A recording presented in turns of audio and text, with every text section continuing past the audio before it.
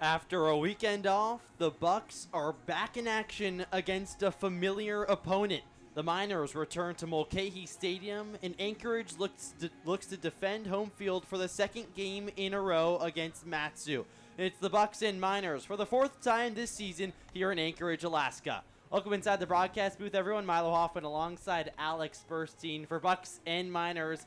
First time they're here at Mulcahy out of the new week. They played them last Friday. So the Bucs, the top team in the ABL, offense going as they should. What can you look out for today? Yeah, I mean, on Friday it was probably the best game of baseball we've seen all season between any two ABL teams. A 4-2 win comeback for the Bucs, and I think the thing was the offense wasn't completely going in that game. We talked about it a little bit post-game. It was pretty solid, but it wasn't these 10, 15 runs they've been scoring, but they were still able to find a way to win. So I think tonight you want to see all the pieces working again. You did not see a lot of errors on Friday. You saw decent hitting, and most importantly, it was a really good pitching performance. You have Cade Finazzo going tonight. He's already looked good against this Miners team, so he's got to put it all together, and if the Bucs can do that, they can very well come out with a win. Yeah, you said the errors were limited. Very few in that last game against Matsu, and that has been a struggle for the team as the season has gone along. So if they can clean that up, the Bucs are only going to get better. Right now, they're the top team.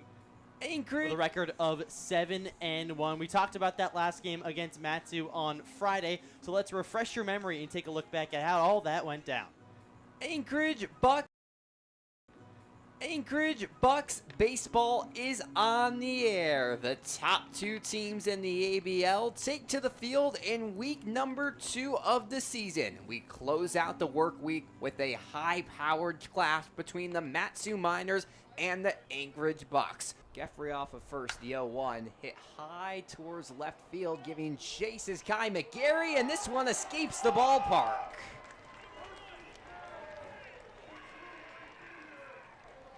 Two-run shot from Carson Grout, his first home run of the season, and the Miners lead 2-0 in the top of the 4th. Here's the pitch, swung on, lined right center field into the gap, and it gets down for a base hit. Taylor rounds first, McGarry rounds third, he'll come home. Underhill right behind him, he gets the wave, no throw.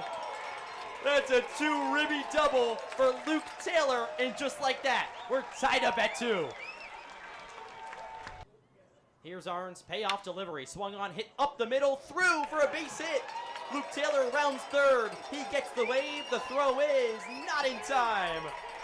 That's a ribby single for James Provencio, and the Bucs have their first lead of the day. Here's the 0-1 off speed, that hit him. So that's an RBI hit by pitch for Luke Taylor. Logan Ewell comes on in, touches home plate, and it's 4-2, Anchorage on top. Giordano gets the sign. Here's the pitch, swung on, chopped towards short. Grant Haas fields it, has time, fires to first, in time, and that's the ball game. The Bucs come back and win it 4-2 over the Miners and improve to a league best 7-1. Well, 4-2, the final scores. The Bucs improved to 7-1. You heard it, a league best 7-1. There was a lot of good things to pick out from that game. Luke Taylor came through once again with a big 2 ribby double. Yeah, I mean, he's been so impressive this season. The big thing for him has been the home runs, 3 to lead the league. But it was really impressive to see him go opposite for that double. I believe it was in our highlights, and he had that roll all the way to the wall. So if he can add opposite power, which I know the Bucs are very big on, to his already very strong skill set, that's going to make him an even better player. It was also good to see him catching and still being able to do that. Tonight he'll be going back to just hitting, which, I mean, I guess more the power to him, but it's good to see him back being a two-way guy. Yeah, no, Luke Taylor talked to us after the game. He said he was absolutely exhausted because it's so different going from DHing when you're doing nothing on defense to then going to catching, which is arguably the most straining position on the entire field. But the pitching staff looked really good in that game as well, from Jamie Robertson to John Witt, Jack Giordano, RJ Rouet. They all looked really good. Of course, it was the first time we saw RJ Rouet out of the bullpen, and he looked good out of the bullpen, besides from being a starter those first couple of games. Then Giordano closed it down, but the bullpen really starting to mesh. Yeah, I mean, RJ Rouet, as you mentioned, has done a lot of bullpen work at Baylor, so that's kind of what he's more used to, trying to maybe get a starting spot spot next season, so we'll see him bounce around those positions this year. But he looked great in relief. Jamie Robertson, kind of in the opposite situation. Yeah. He started the season in the bullpen, now becoming a starter. He looked excellent, and as you mentioned, Don Witt solid, and Jack Giordano has become the closer. They're not afraid to throw him on back-to-back nights because of how powerful he is on the mound, and he does it quickly. I mean, in this one, he only threw 8 pitches to get 3 outs, and that was just very impressive stuff. So Yeah. it was a really good game out of the Bucs, and they'll try to keep that going here tonight. Yeah, just 2 runs for the Miners. Just a really good defensive look for the entirety of the Bucs squad as they go for their 2nd win in a row against the Miners here today. It's a Monday night here at Mulcahy Stadium. Clouds are over us right now. Not the sunshine that we're used to these last couple of weeks. We've grown used to it being just sunny everywhere we've gone here in Anchorage, Alaska, but not the same today. Back to that normal 50 degrees, kind of cloudy overlook. Before this one here at Mulcahy Stadium, Alex Burson had the chance to talk with Austin Gamel, who's seen time at second base and the outfield this season. Let's see what the infielder/outfielder had to say before this one. Alex Burstein here of Austin Gamel before today's matchup with the Miners. Austin, a couple days off. Anything fun you did this weekend? Yeah, I just went to Lake Campbell, caught a couple trout, cleaned them up. Now they're just in the freezer, waiting for us to eat. Well, moving to the season, we've seen you kind of play a variety of positions, outfield, infield. What's it been like for you experimenting with all those different parts of your game? Infield's kind of been I've been playing there for most of my life, but this summer I've been experimenting with the outfield. I don't mind it. It's pretty nice out there. You had limited at-bats this past season, your freshman year, now getting more consistent bats in the summer. What are you trying to work on most on the offensive side of things? It just feels good just being back out here, getting swings in. But just looking the other way, going opposite field, that's kind of just what I'm trying to feel. Because I'm more like a pull hitter, so I'm trying to work opposite field this summer. Anything defensively you're trying to clean up this summer? More like footwork, glove work, just trying to be more smoother in the infield. And then we see this lineup has a ton of lefties in it. What's it kind of been like for you to work with other left-handed hitters and get to learn from them? It's just we all have similar swings, so it's fun to ask them questions what they're trying to feel and stuff. And then what's it kind of been like playing in Alaska, living in Alaska for this summer?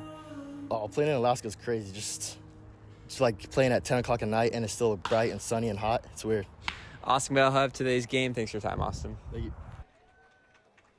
Well, you heard it there from Austin Gamel. Not in the lineup tonight, but he'll see time as the season goes along. Has been in and out of the starting lineup as the ABL campaign has gone along here. The players are running out to the field for the Bucs. They're running out actually with a couple of kids being addressed by them as they hit the field. But before this game as well, I had the chance to talk with Joe Silva, the head coach. So let's see what Skipper had to say out of this one against the Miners. Milo Hoffman here with head coach of the Bucs, Joe Silva. Now, you played the Miners last time on Friday. How good did it feel to be a part of a game that was 4-2 close going down to the wire? It was good, right? And it was kind of similar game script to the Monday game that we dropped up at their place, right? So good to get, an extra crack at them and, come from behind fashion. It's always nice. What did you see out of your pitchers in that game? Jamie Robertson started off to Giordano, who closed it off to only hold them to just 2 runs. Yeah, and again, you had RJ Rouet in there who did a phenomenal job, coming in, got himself out of a jam in that last inning, and then Witt in the 8th inning too. So, keeping us at bay, right? Again, we're not going to be able to, swing it to the best of our abilities every single day, right? Because hitting's hard, right? But it really means a lot, and, tons of credit to our pitching staff. They've been doing a phenomenal job. You mentioned Witt and Rouet. How is this bullpen molding together as the season goes along? It's meshing very well, I would say, right? Guys just stepping up when their numbers called for their opportunities. And I think just the intent, everyone's, kind of hungry to, get on that slope and, compete out there. You got Kate Finazzo on the bump tonight. What do you want to see out of him to keep the Miners offense down? Right. I mean, just continue what he's doing, right? Continuing to mix well, right? Allowing his defense to work behind him. If our defense, plays behind him and he attacks with good presence, we'll be all right. And how big is it to pick up a win against the Miners? They lost last night in a crazy one, but one of the top teams in the ABL. Yeah, right. I mean, I'm a firm believer, hey, hungry dogs always run faster, right? So they're going to come out with an edge, and we have to be ready to answer their punch. And I think attacking early offensively will be a key to our success early on and throughout the game. All right. Thank you so much. Absolutely. Thank you, Coach. By the way, I won't be here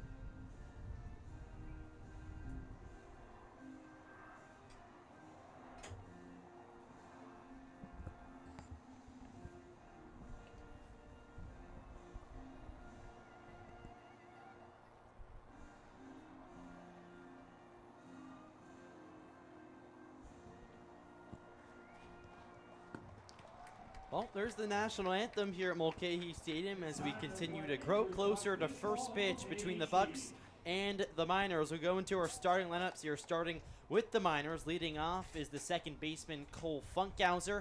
Elliot Medlock is in right field. He'll bat second. Carter Gaffrey, the catcher, he's batting third. Hitting cleanup for the Miners is Carson Grout, the third baseman. Ridge Erickson is in there at DH. He's batting fifth. Evan Bilter, the first baseman, bats sixth. Lincoln Stevenson is in center, batting seventh. Greg Parentoni, the shortstop, he's batting eighth. And then rounding out the Miners lineup is Luke Wilson. He'll play in left field. And then Josh Jansen is pitching for the Miners, making his second start of the season. Alex, anything stand out for you for Matsu? Yes, this is a pretty similar lineup, but the one player you really have to watch out for is Elliot Medlock. Had a monster game yesterday, 5 RBIs in a loss to the Chinooks, but 5 RBIs, hit his second home run of the year, only the second player in the league to get to that multi-home run mark. So he's been excellent in the 2 spot. You have to keep an eye out for him.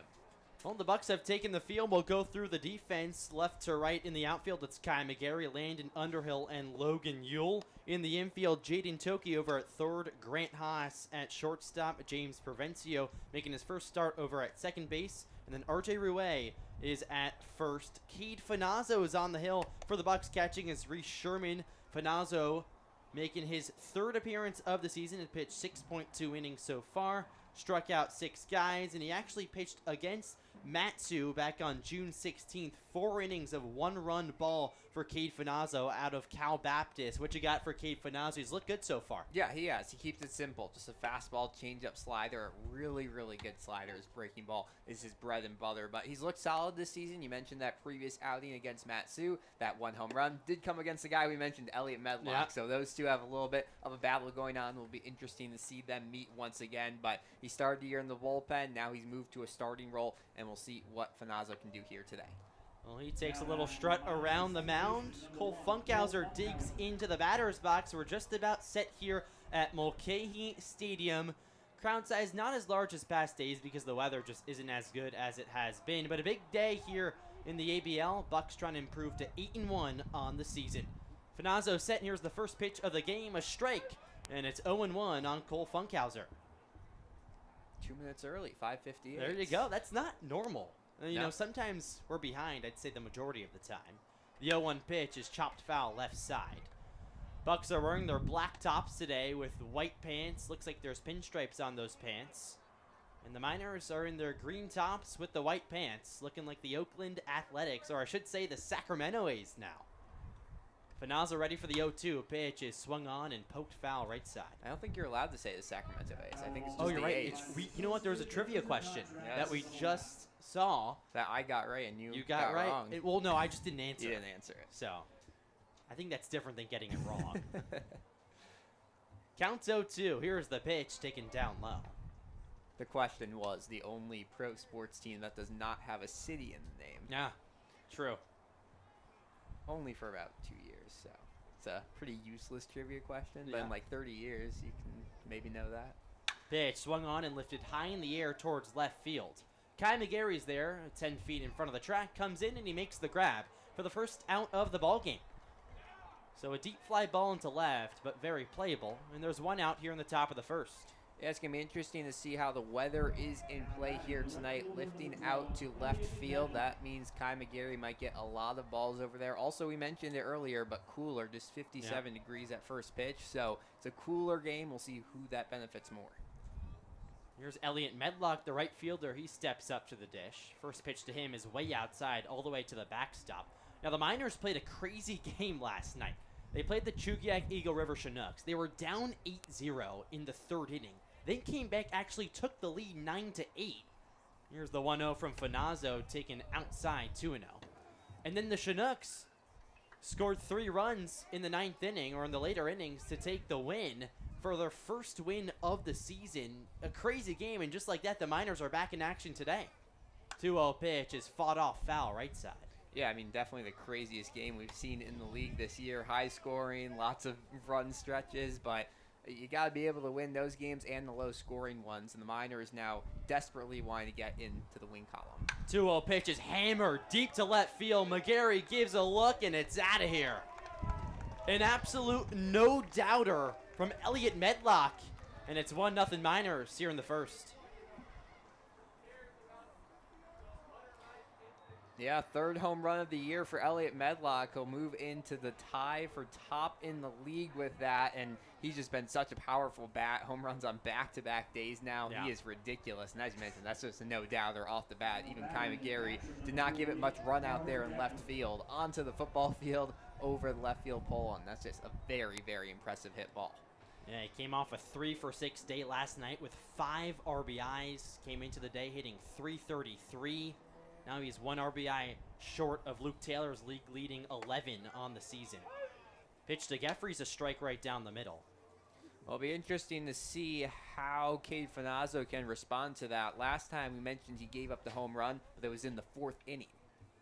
0-1 pitch is chopped on the ground towards third. Toki's there, gobbles it up, throws in time to first. And there's 2 outs here on the top of the first. Cade Finazzo has to make sure to lock in after giving up that note. Sometimes it's good to get rattled a little bit in the first inning. You get settled in, just a solo shot. So 2 outs here in the top of the first. Now Carson Grout, the third baseman, up. Yeah, I mean, and the big thing will be, can the offense get him some run support? You go back to a couple games ago, the Bucs gave up 2 in the top after the Chinooks, then scored 5 in the bottom half. Pitch, foul left side. So the offense has done its job pretty much all season long of being able to respond when the defense has adversity. And if you're a pitcher, you're very thankful for that.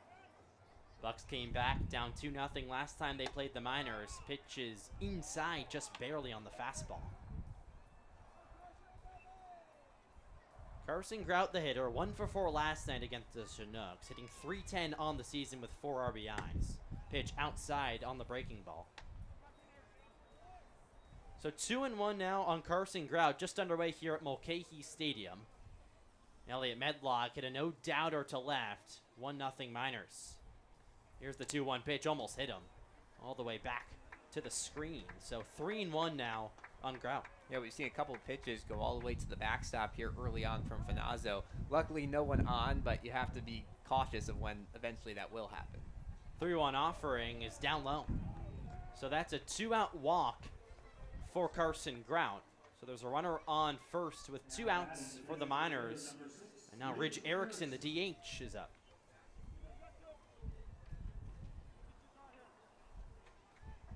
Ridge Erickson coming into tonight, hitting .250 with 3 RBIs on the season. Miners looking to pick up a win here against the Bucs and make it 2-2 on the season series. First pitch to Erickson is a cut and a miss. 0-1. Yeah, some good movement on that pitch. You'd like to see him work in this slider a little bit more because the fastball has had mixed success early on. So change it up. It's the first inning. Just try to get out of this with just that 1 run given up. Finazzo set. Here's the pitch. In there for a strike. And it's 0-2. As I say that, he goes for the fastball and places it perfectly. Finazzo takes a big stretch on the hill. Dangles his right arm beneath him. Runner off first, it's Carson Grout after he worked a 2-out walk. Here's the 0-2. Runner goes, pitch fouled off the foot. So Grout's going to have to retreat back to first base. This must have been a hard hit off of his leg because that walked all the way over to where Jaden Toki was coming in to make a play. Gotta hurt a little bit. Yeah, definitely. Never feels good, especially with the weather cooling down just a bit. Gray skies above us here at Mulcahy Stadium, wind blowing out to left field. The 0-2 pitch is hit on the ground, left side. Toki dives, comes up with it, throws, not in time. That's an infield single for Ridge Erickson. Toki cut off Grant Haas, the shortstop. They're talking now on the left side of the infield. Maybe some miscommunication, but now there's first and second for the Miners with 2 outs. Yeah, I mean, I think that was Grant Haas's ball. He had the much better play at it, charging in, had all the momentum his own way. I'm guessing that's going to go as a hit. It will, but that's a tough break for the Bucs, and I think Jay and Toki just got a little too excited there. Yeah, it dove, hit the turf. Here's the pitch, fouled right back. Evan Bilter, the hitter. Bilter had a nice night last night, hit 3 of 5, came in hitting .300 on the day, just 2 RBIs. He's playing first base today. Miners are putting out a similar lineup each day, but some switches on this night here at Mulcahy. 0-1 outside.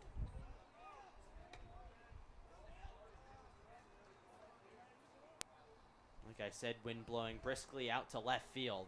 That homer off Medlock's bat was a no-doubter, and Yeah, I'm I don't sure think it the picked wind up. had anything to do with that. Yeah, exactly, but it didn't make it any easier. Here's the pitch down low. Or any harder, therefore. Had to help a little bit. And you have to remember the Bucs have a lot of lefties in the lineup, Yep. so that's It's not true. exactly helping them unless you have some opposite field Right. hitting today. I think you got to prioritize the matchup over the Yes, win. yes, of course. Counts 2-1. Runners on first and second. Pitch is hit high in the air towards center field. Landon Underhill is there, camps under, and he makes the grab. So that'll do it here in the top of the first inning. The Miners do get a run off of Elliot Medlock's solo shot to deep left field. We'll go to the home half. Bucs coming to bat. You're watching Anchorage Bucs baseball.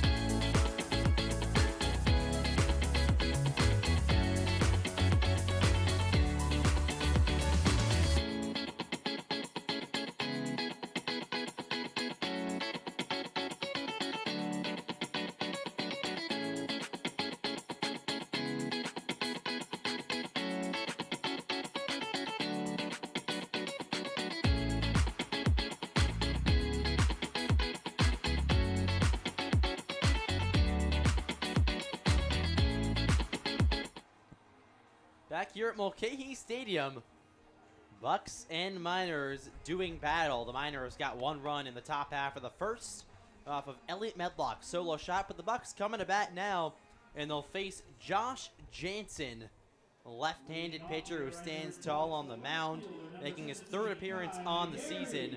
Actually made a start against the Glacier Pilots back on June 15th. Did really well, pitched 6 innings, gave up no runs, and had 4 strikeouts. Big lefty on the mound, so it'll be a tough day for the Bucs bats. See if they can get started here with Kai McGarrett leading off. First pitch lined foul down the right field line. Yeah, well, Jansen's someone who knows how to go deep into games. He pitched over 80 innings this past spring with the University of Wisconsin Oshkosh, and in a league that we haven't seen a lot of people do that. There's been a lot of short starts. That's promising for sure. Jansen comes set. Kai McGarrett leading off for the Bucs. Came in hitting .346. Pitch to him just outside.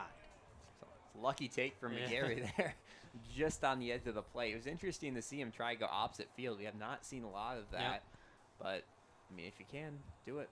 7 RBIs for McGarry so far this year, amongst the leaders in the ABL. 1-1 pitch is poked right side. Evan Bilter, the first baseman, gives it a look near the fence, and he makes the catch about 2 feet away from the bleachers out there in right field.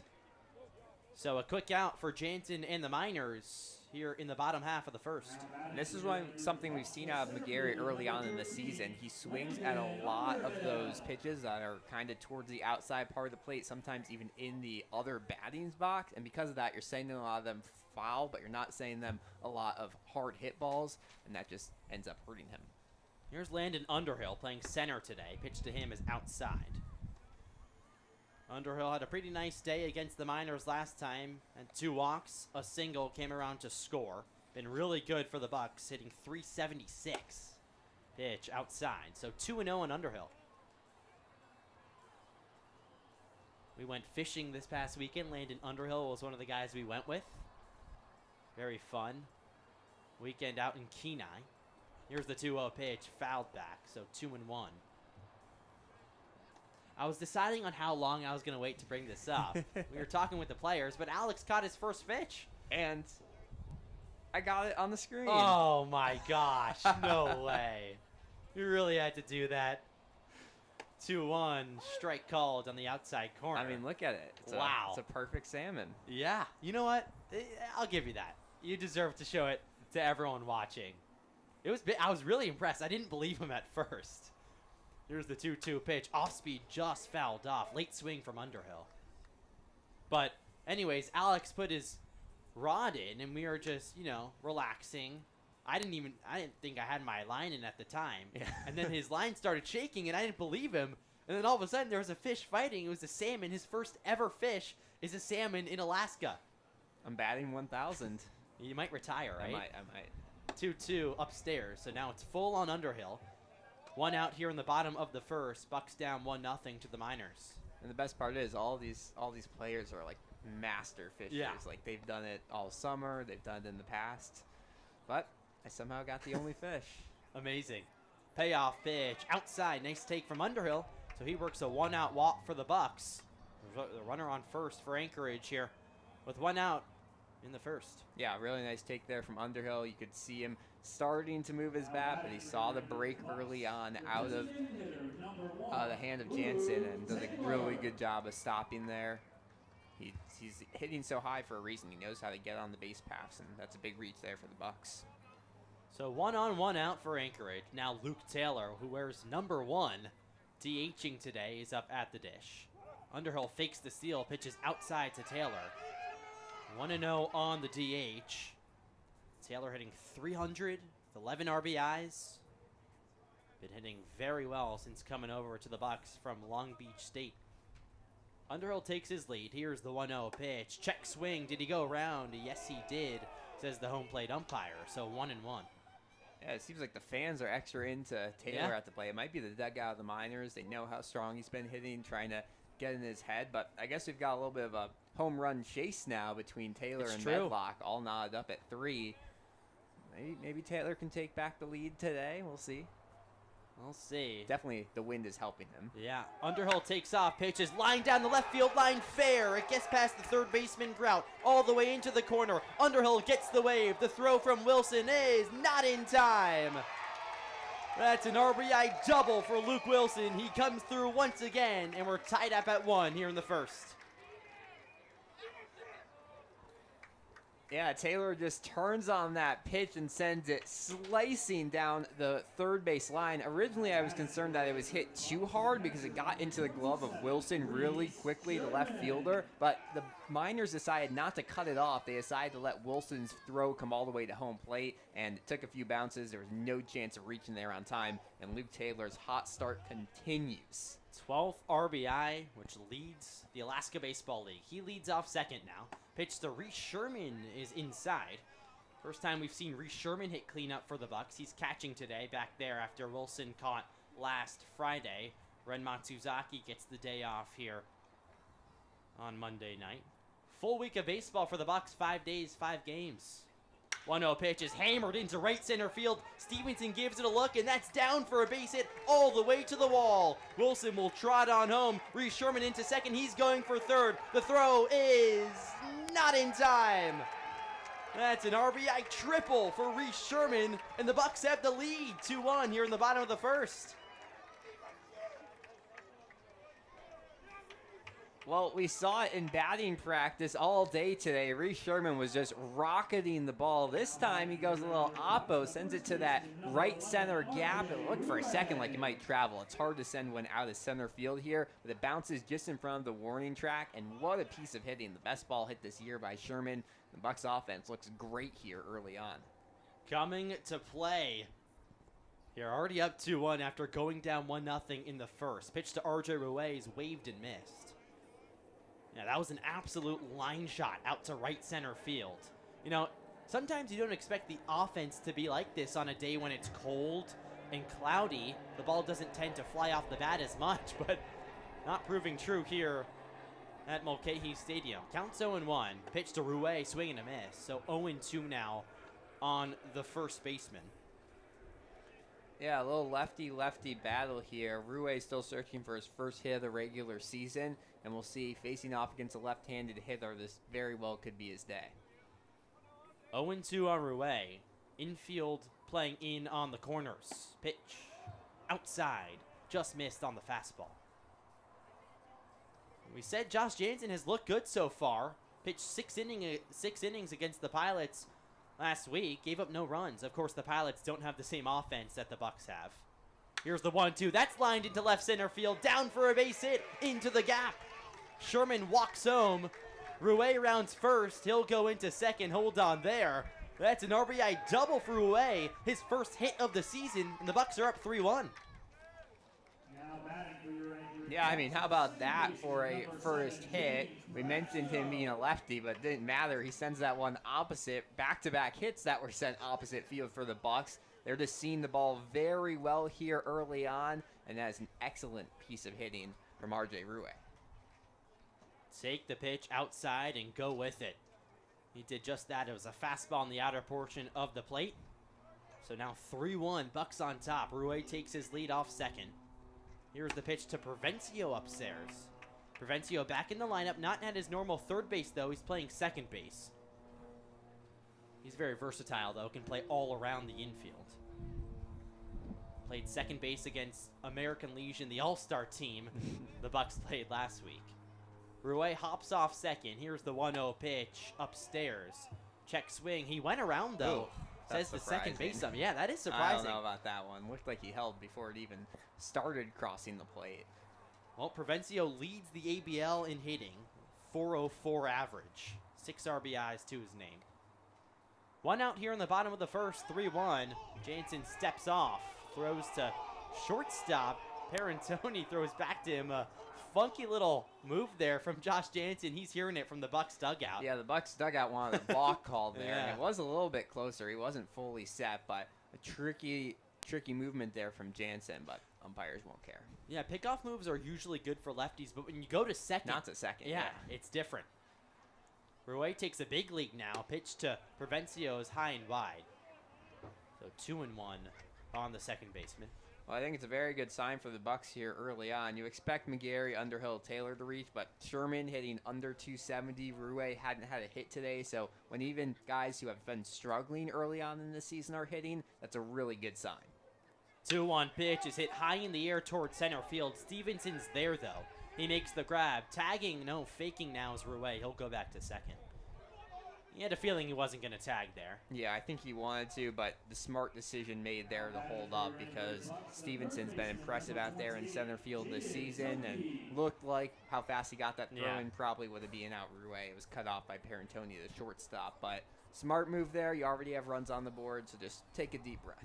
Yeah, Stevenson actually didn't start in the starting lineup for the Miners earlier in the season, but plays good defense, and now he's coming around to hit as well, hitting 240 with 2 RBIs. Now Jaden Toki up for the Bucs. Pitches outside to the third baseman. He had some action in the top half of the first. Dove for a ball, but couldn't throw in time to first. Was a base hit, though, not an error. 3-1 Bucs here in the bottom of the first. 1-0 pitch is topped in front. Foul. Geffrey, the catcher, picked it up. Yeah, last game was the first one that Toki kind of had some struggles. An 0-for-4 day, had an error in the field, so now he's trying to recover on both of those. Had a nice 5-3 put out in the first, and we know he can hit the ball. Now it's just doing it. Has started off hot with the Bucs. Couple doubles already. 1-0 pitch, check swing. He went around. So we've seen a bunch of check swings here so far. Bucs dugout doesn't like it.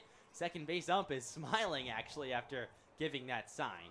You wonder how much he can see. I mean, he can see well, but how much better of a view does he have than the home plate umpire? Yeah. Counts 1-2, Rouet off second. Here's the pitch, swung on and lofted in the air towards left. Wilson has time and space, and he makes the grab. So that'll do it here in the bottom of the first inning, but the Bucs get 3 runs on the board and have a 3-1 lead over the Miners. We'll be right back. You're watching Bucs Baseball. Don't go anywhere.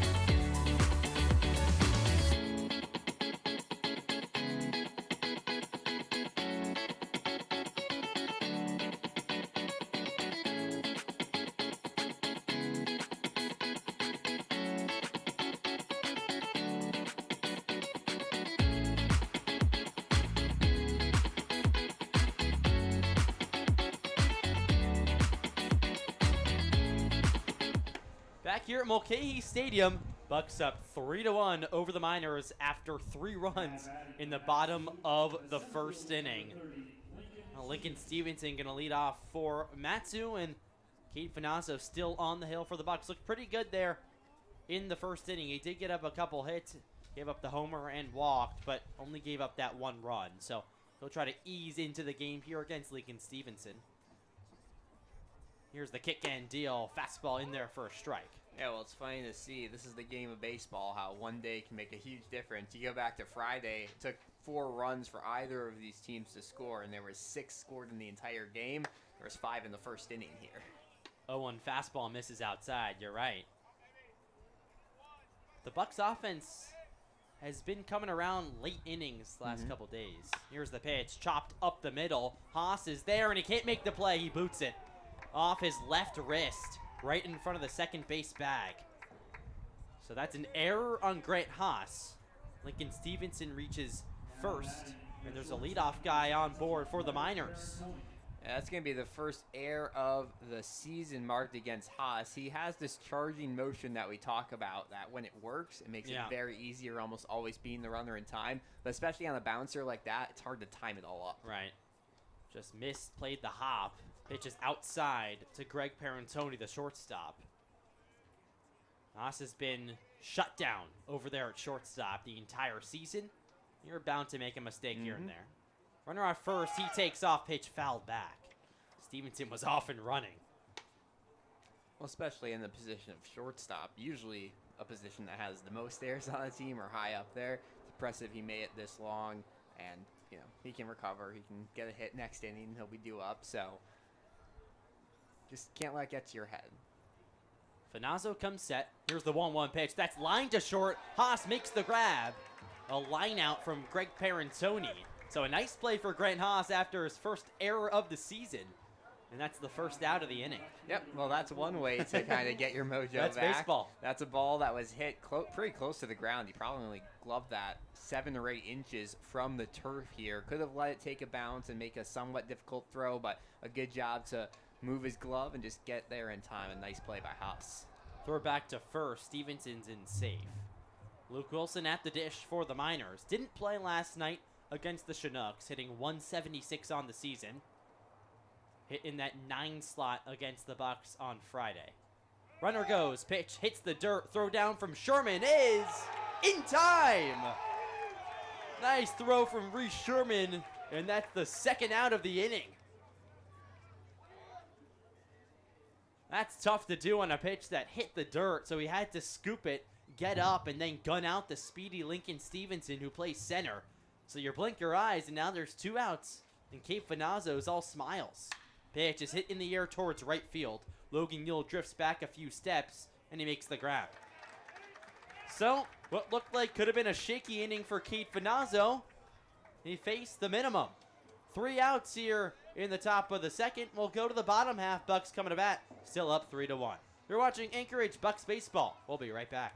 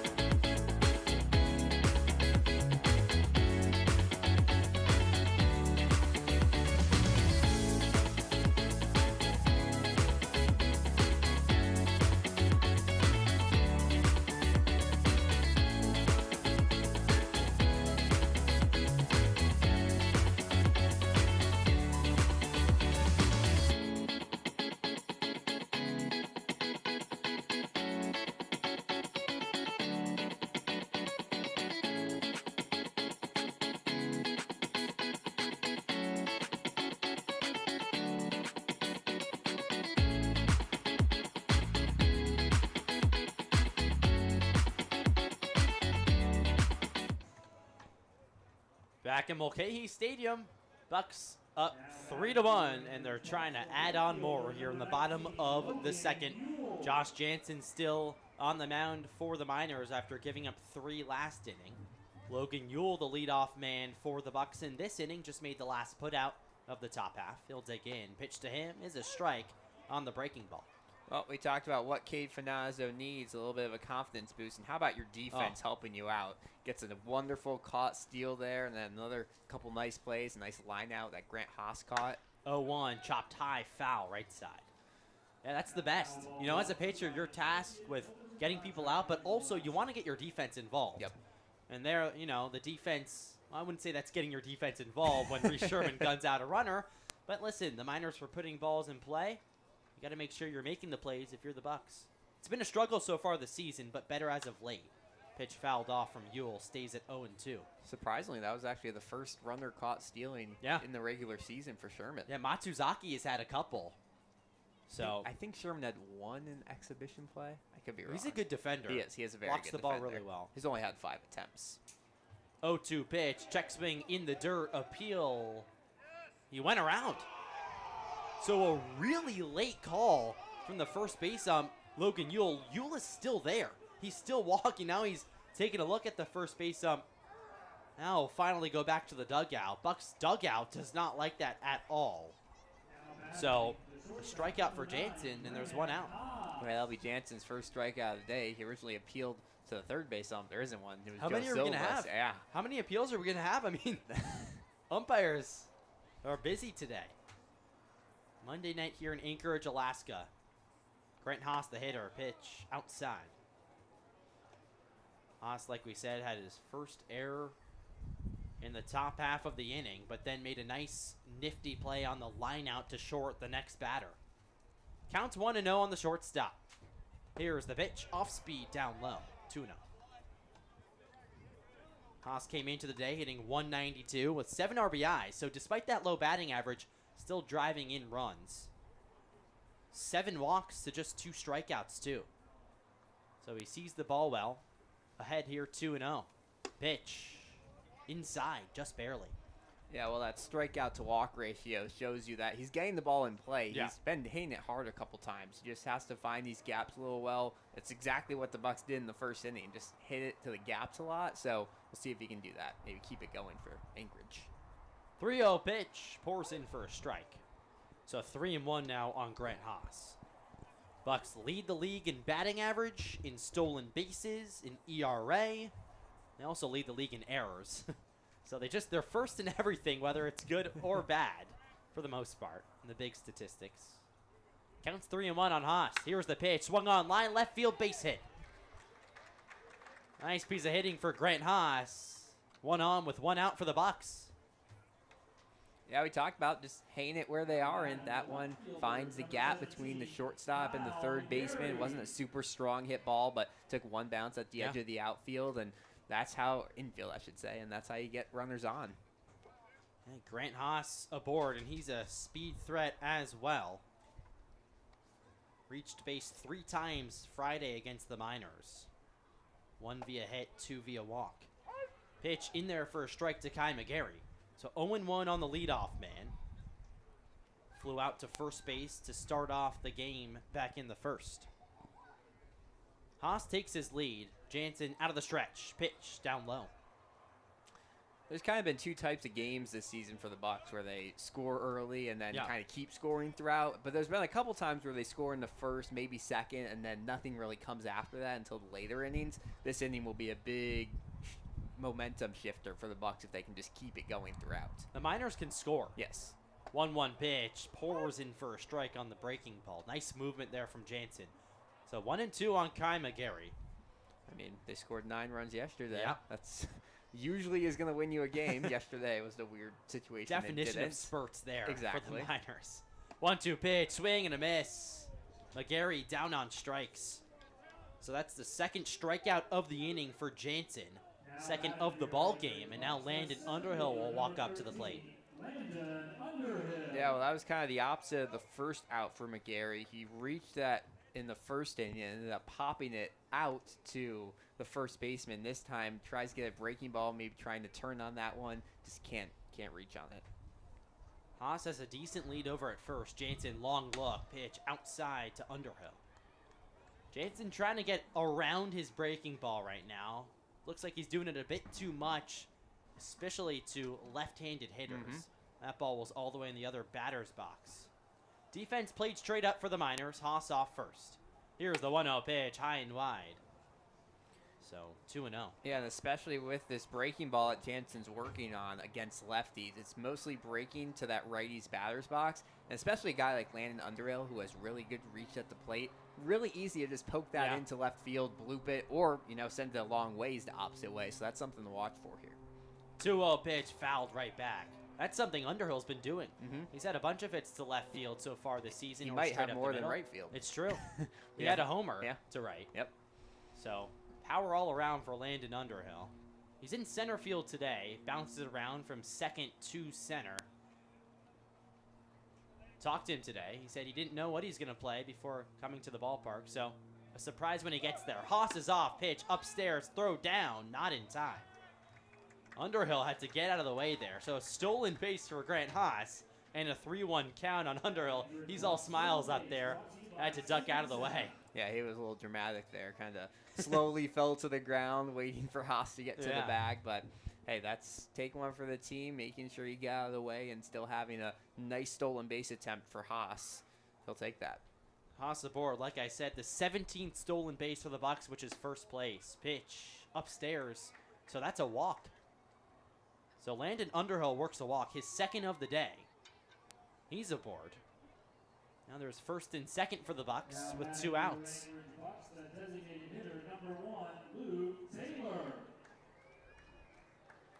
Well, if you're Jansen, that's not the name you want to hear coming to the plate, and Luke Taylor already has a big hit on the day. He's had a couple games where he has a few of those, and it's only the second inning, so I wouldn't be surprised to hear him do multiple of those today.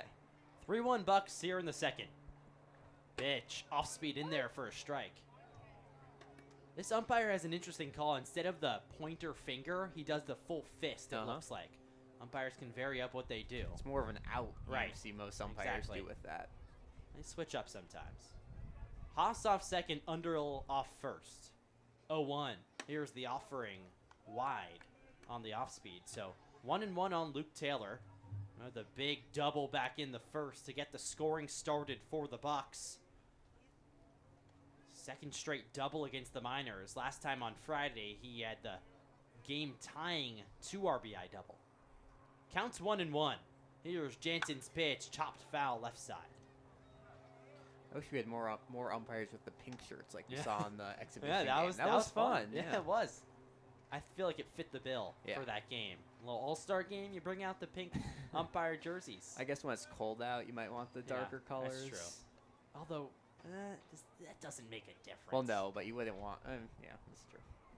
I think if it's dark out, then or if it's hot out, wearing dark colors. 1-2 pitch is hit high in the air, stays in the infield. Evan Bilter, the first baseman, makes the play in foul territory. So, Luke Taylor goes down, and so do the Bucs. No runs in the second inning. 2 guys left on the base paths. And we'll head to the third. It's 3-1 Bucs. You're watching Bucs baseball. We'll be right back.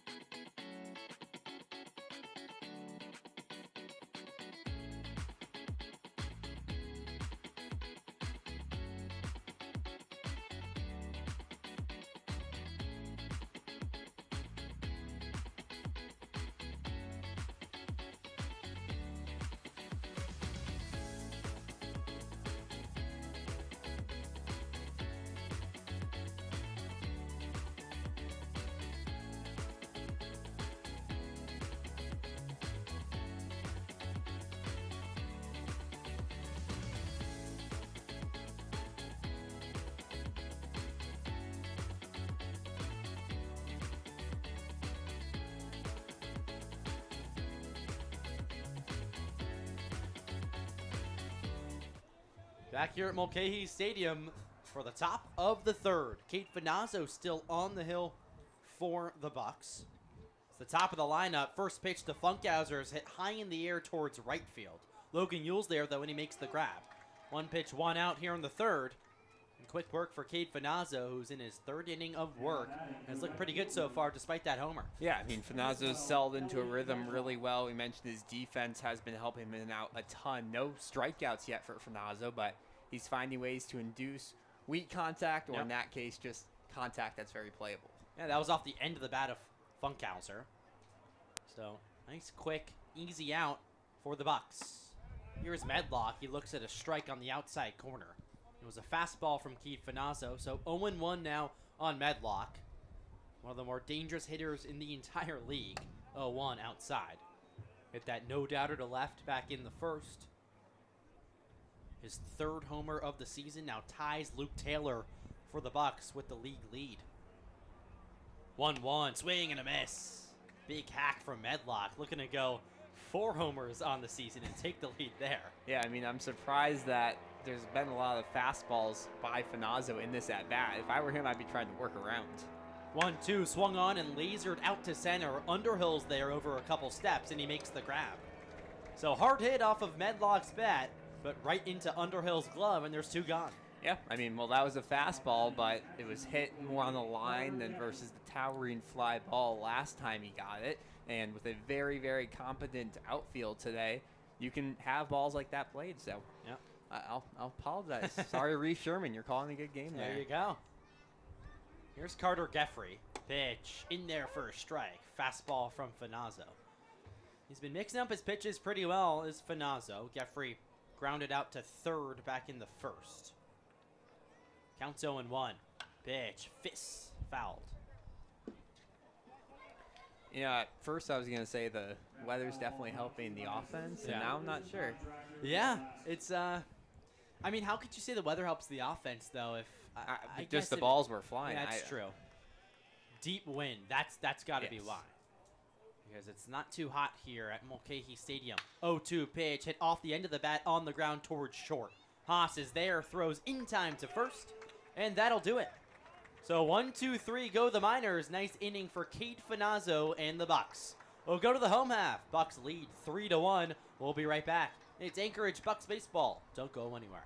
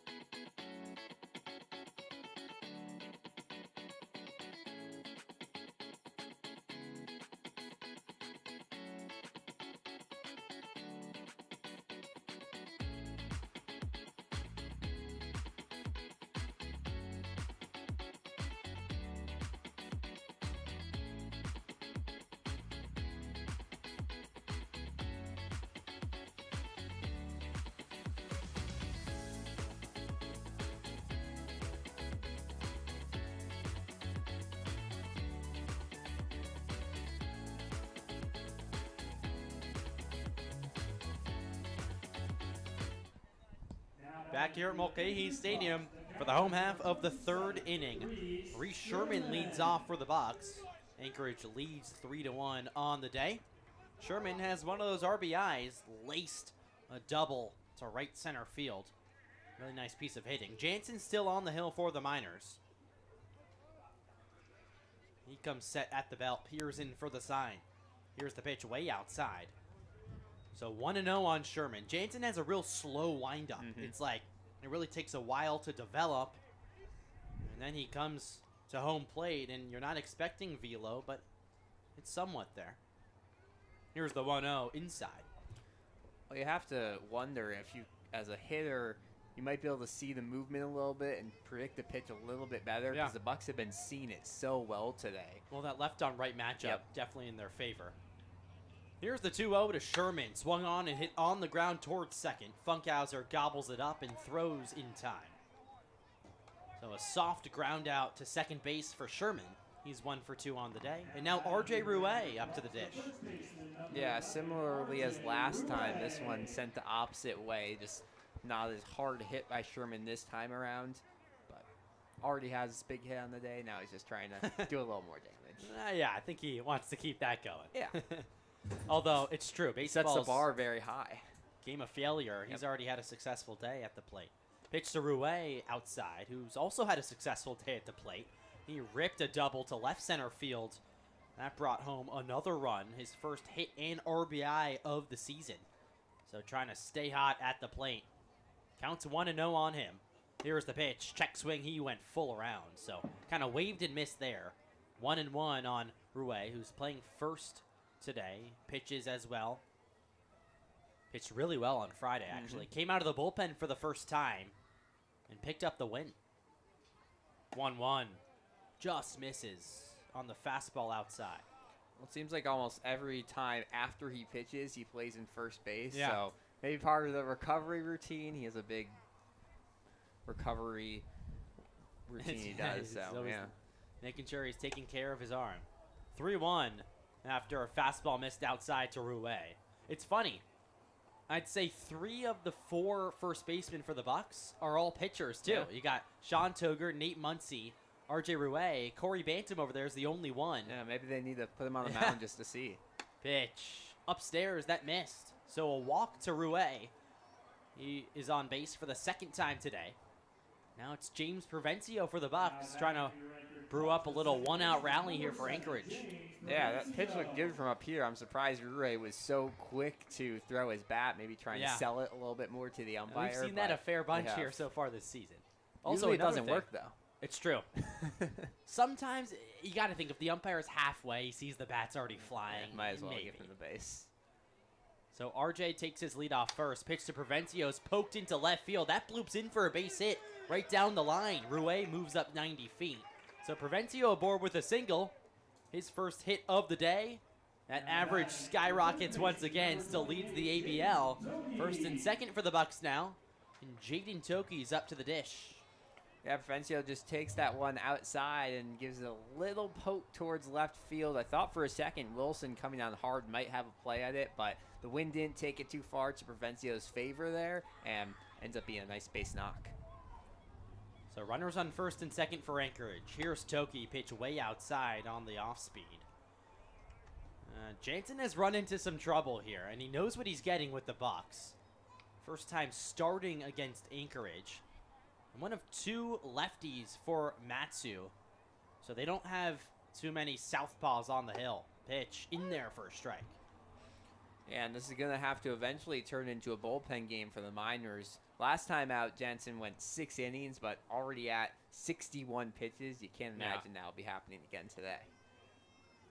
He's out of the windup. Pitch, foul back. You imagine maybe 80 pitches. I could see him going out for 1 more inning if he gets through this quickly, but I doubt he'll be a qualified pitcher today. Finazzo, meanwhile, I mean, he's definitely found his rhythm.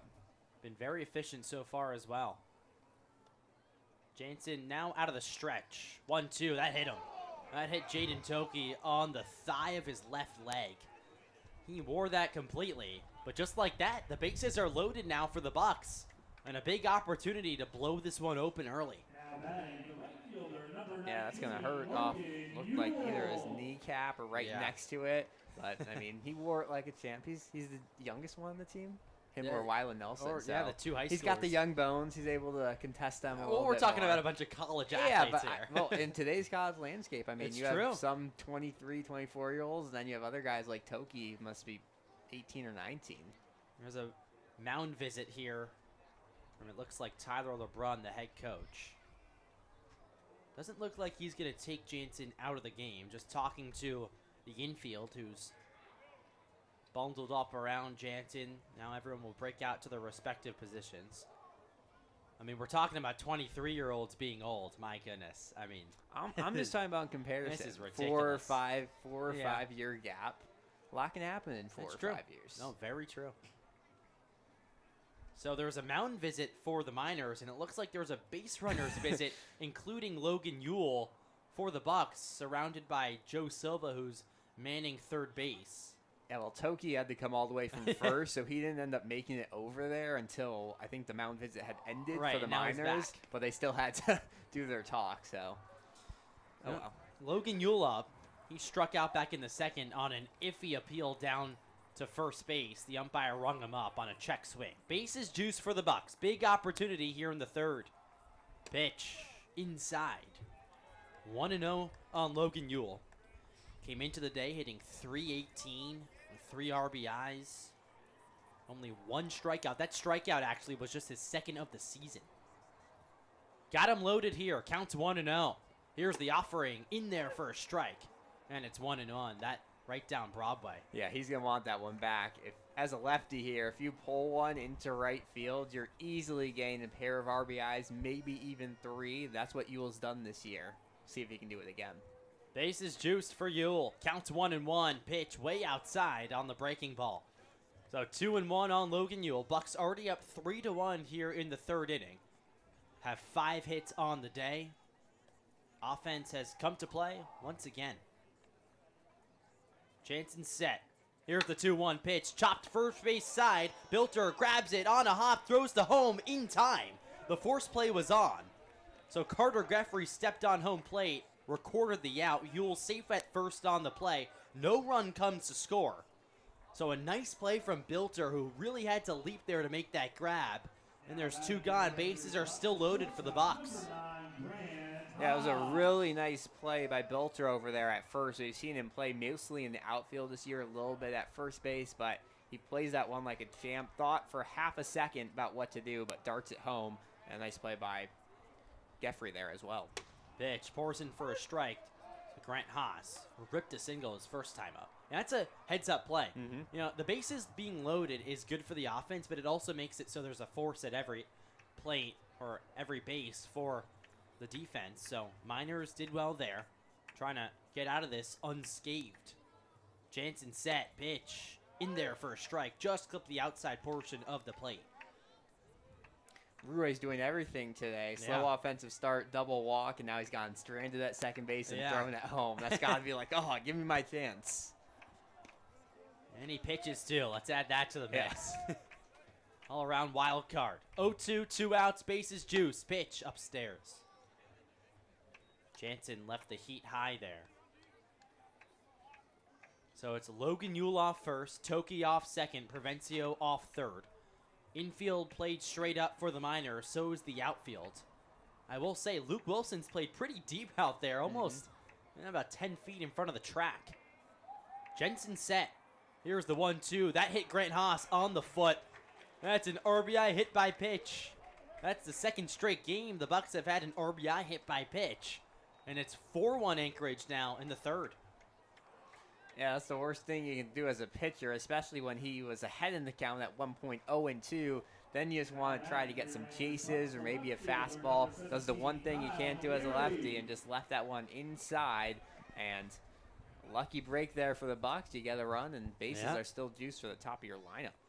Bucs have just been getting plunked. It seems like every game there's multiple. Here's the pitch to McGarry, lined up the middle, down for a base hit.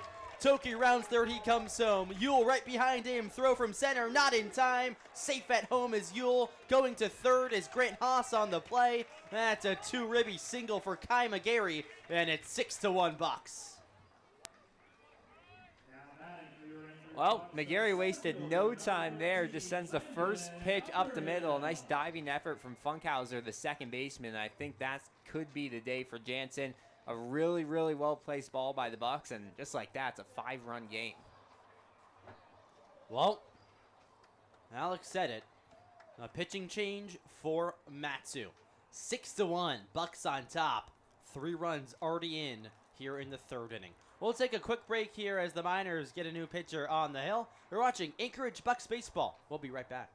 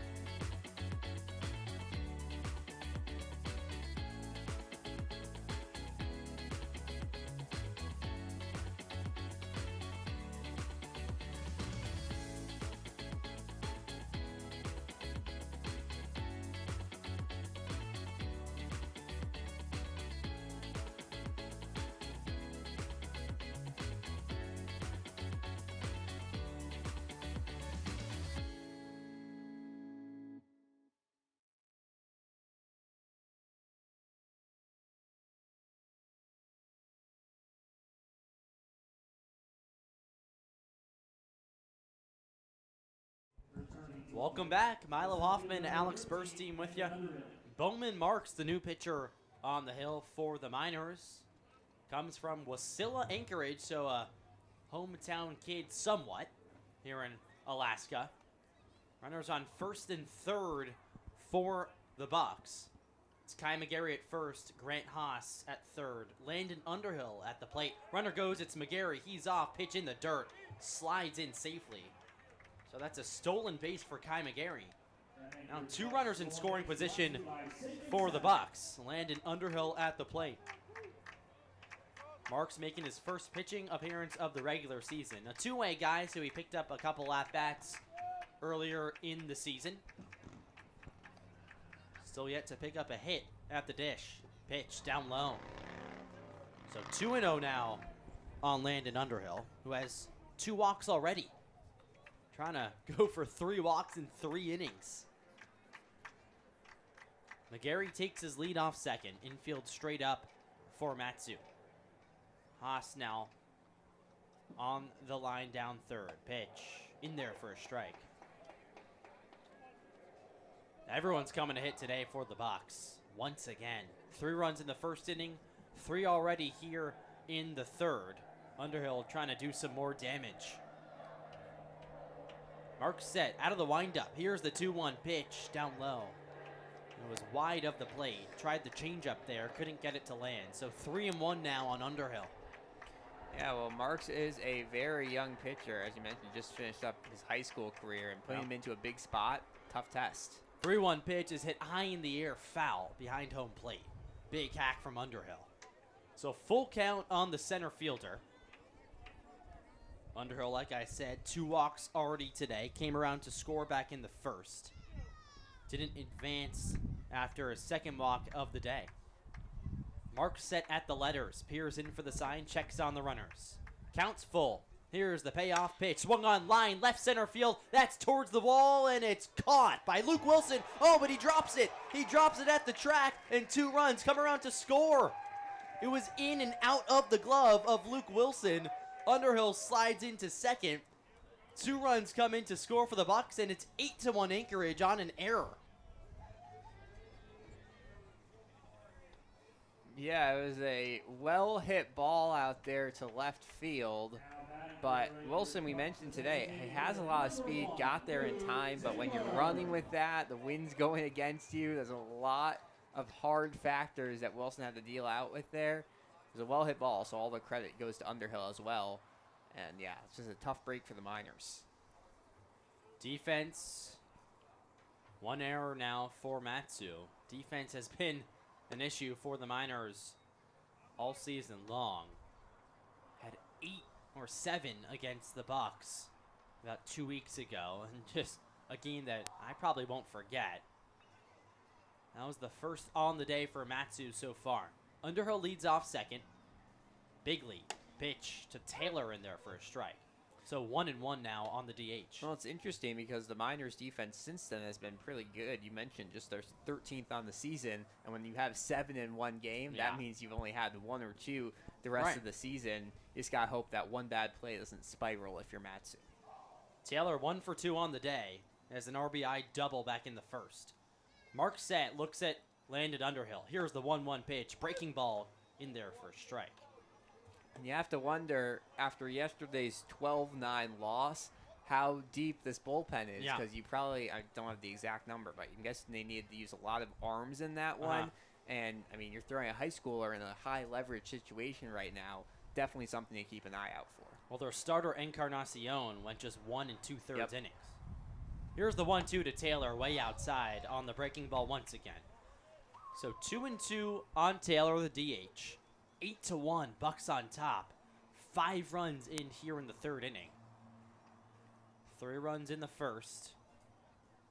A big blow off of Underhill, but it wasn't actually hit. An error out to left field. Hit well, but Luke Wilson will tell you he needs to come up with that one.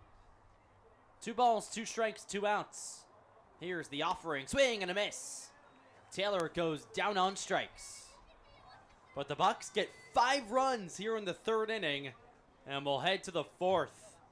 Underhill stranded over there at second base. It's 8-1 Anchorage on top. We'll be right back.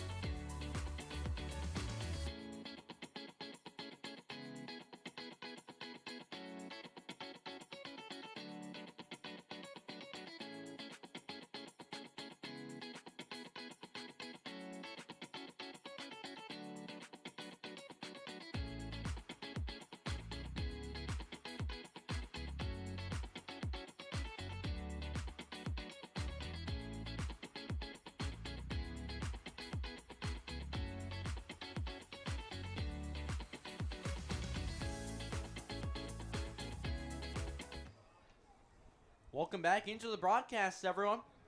8-1, Bucs on top as we head to the top of the 4th inning. Bucs offense coming to play once again. Milo Hoffman, Alex Burstein with you. 6 hits on the night for Anchorage, just 2 for the Miners. Leading off is Carson Grount, the third baseman, who walked back in the 1st inning. Finazzo still on the hill for the Bucs. First pitch hits the dirt, and it's 1-0.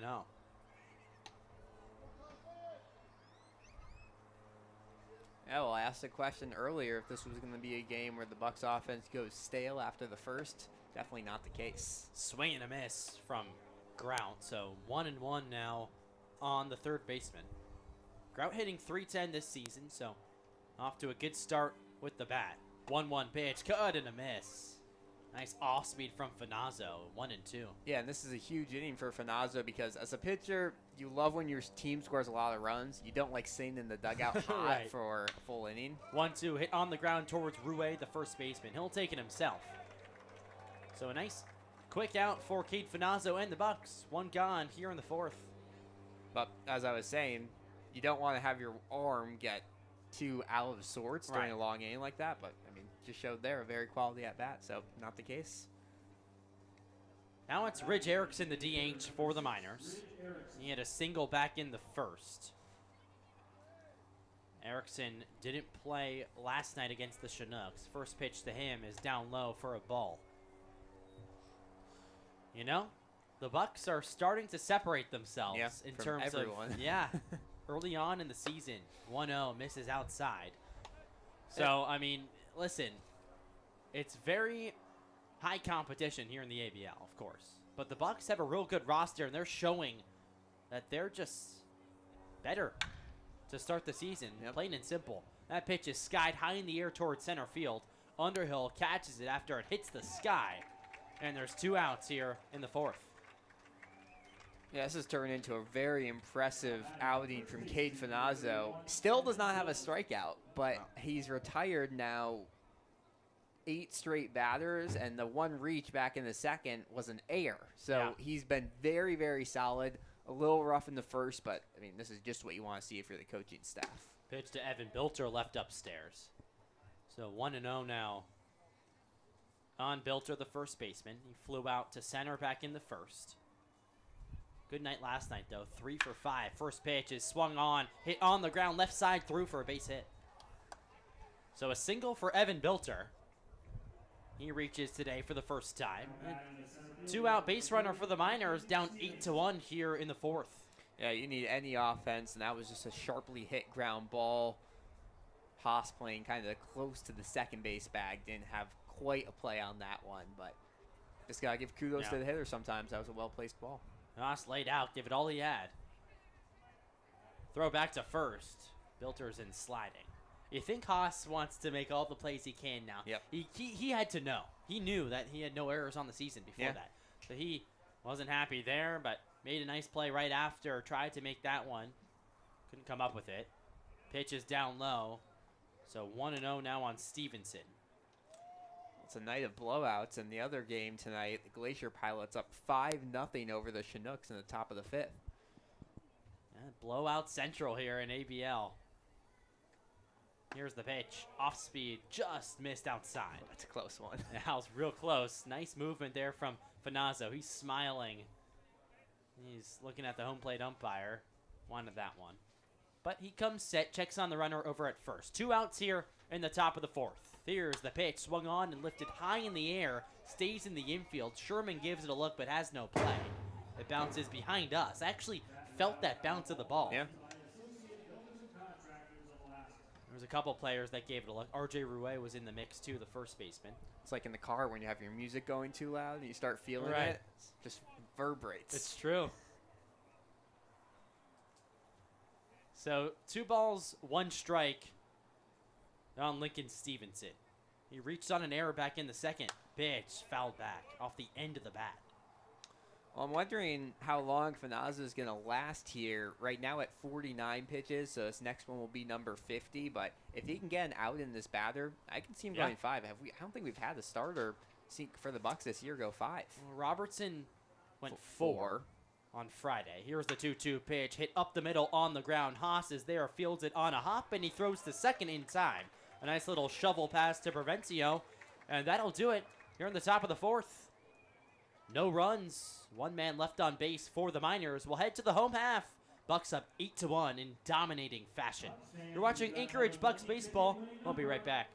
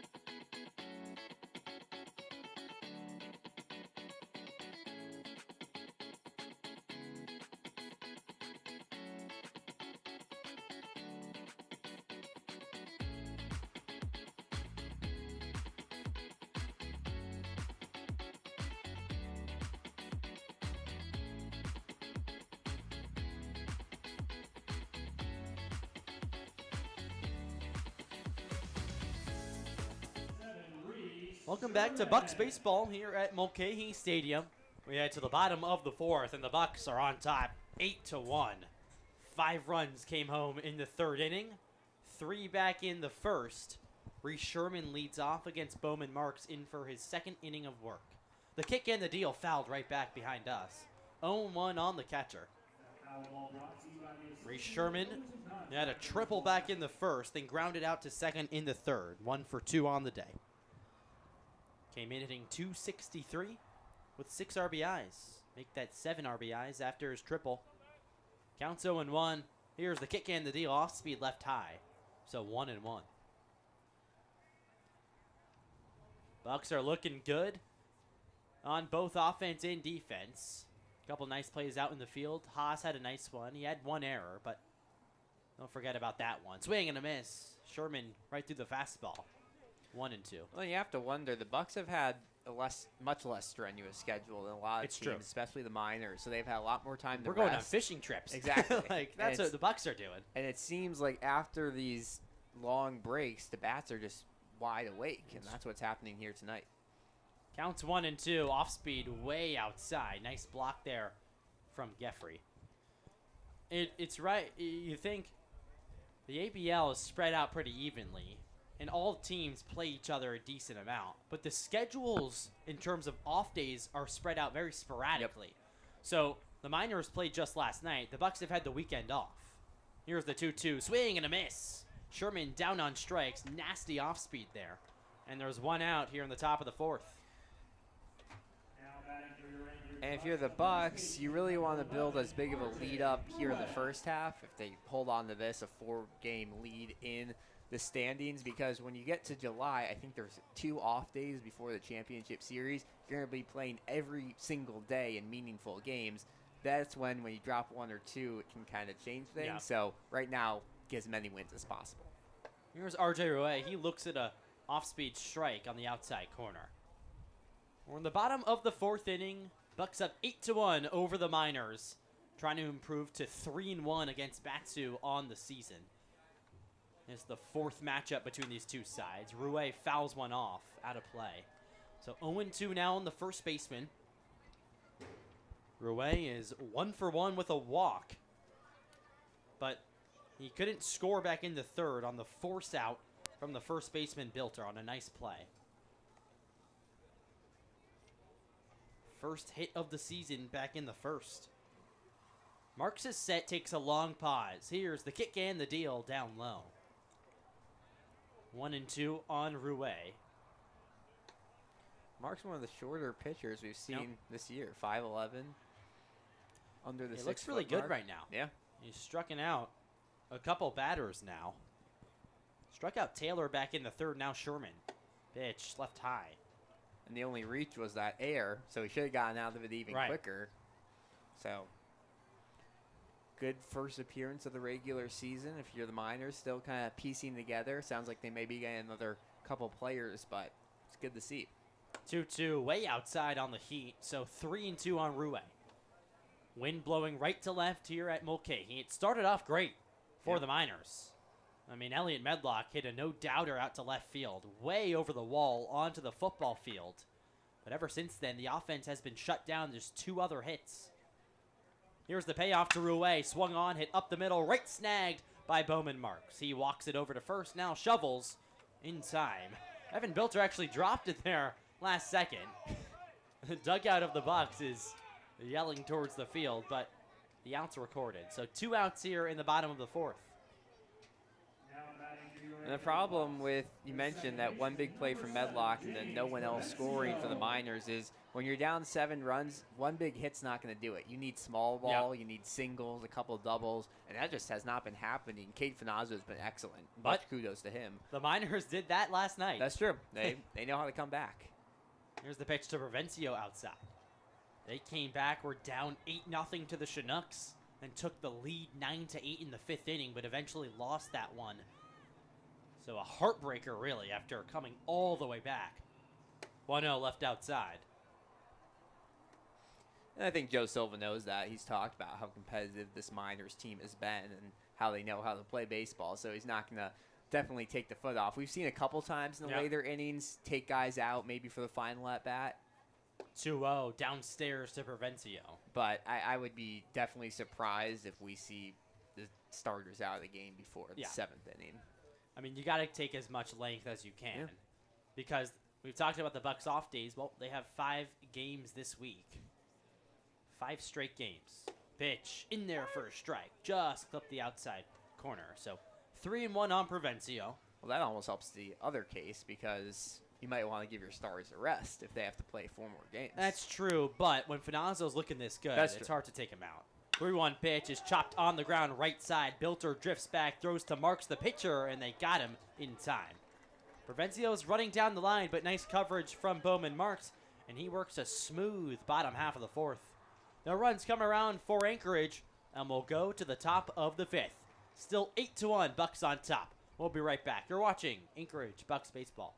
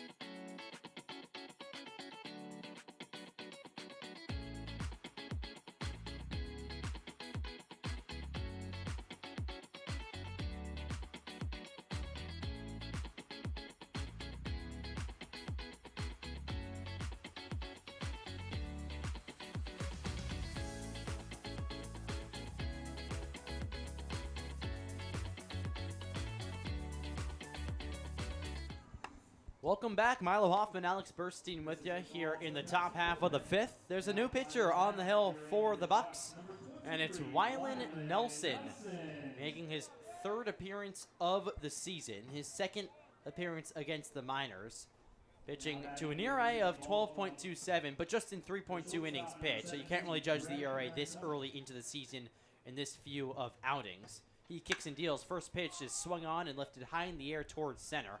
Underhill has time, and he makes the grab for the first out of the inning. Nelson faced the Miners when they lost 4-2 back on June 16th, and Nelson actually gave up 3 of those 4 runs. 4 hits in that outing, struggled there, and then in his first outing of the season, pitched 2 innings and gave up 2 runs. Pitch to Luke Wilson is inside. Yeah, I mean, took the loss in that game against the Miners. It was obviously a much different situation, this being a 7-run ball game, but a little bit of redemption here. Here's the pitch. Pours in for a strike. A 1-1 on Luke Wilson. We mentioned how it's basically the same lineup every day for the Miners, so Yep. he's facing off against the guys who rattled him. Off speed in there for a strike, and it's 1-2. So 1-2 now on Luke Wilson. Quick out for Nelson, trying to work a clean inning for the first time this season. Here's the offering outside. 2-2. Nelson is a two-way guy, too. He can hit. We saw him in the American Legion All-Star game. He actually, I believe, won the player of the game, as I saw he was awarded the ball at the end. A couple hits in that one. Pitch is sliced foul. Wilson battling up there. So a two-way guy is Luke Wilson, or sorry, is Wyland Nelson. I didn't even know there was a player of the game. I saw Joe Silva throw the ball towards him in the big okay. team huddle. Okay. So I figured that's what it was, and he also did really well. Yes. Pitch is high and in on the fastball, so 3-2. Nelson committed to the University of San Diego, just graduated high school. Hails from Ventura, California, another one of those Southern California guys. Payoff pitch is chopped towards short. Haas, time, space, fires in time. A nice play from Grant Haas, and there's 2 outs quickly for Wyland Nelson in the Bucs.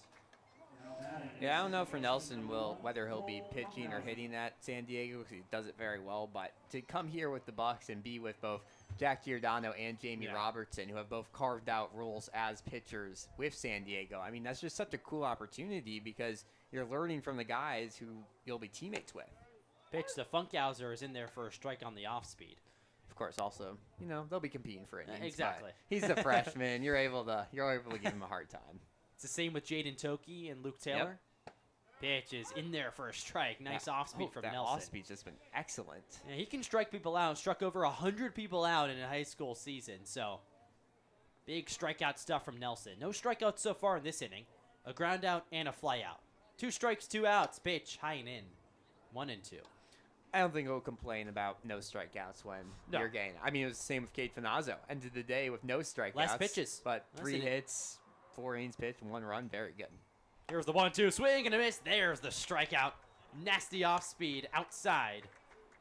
And down go the Miners. 1-2-3 in the top of the 5th. Nice inning for Wyland Nelson. We'll go to the last of the 5th. Bucs coming to bat. 8-1 the score. We'll be right back. You're watching Anchorage Bucs Baseball.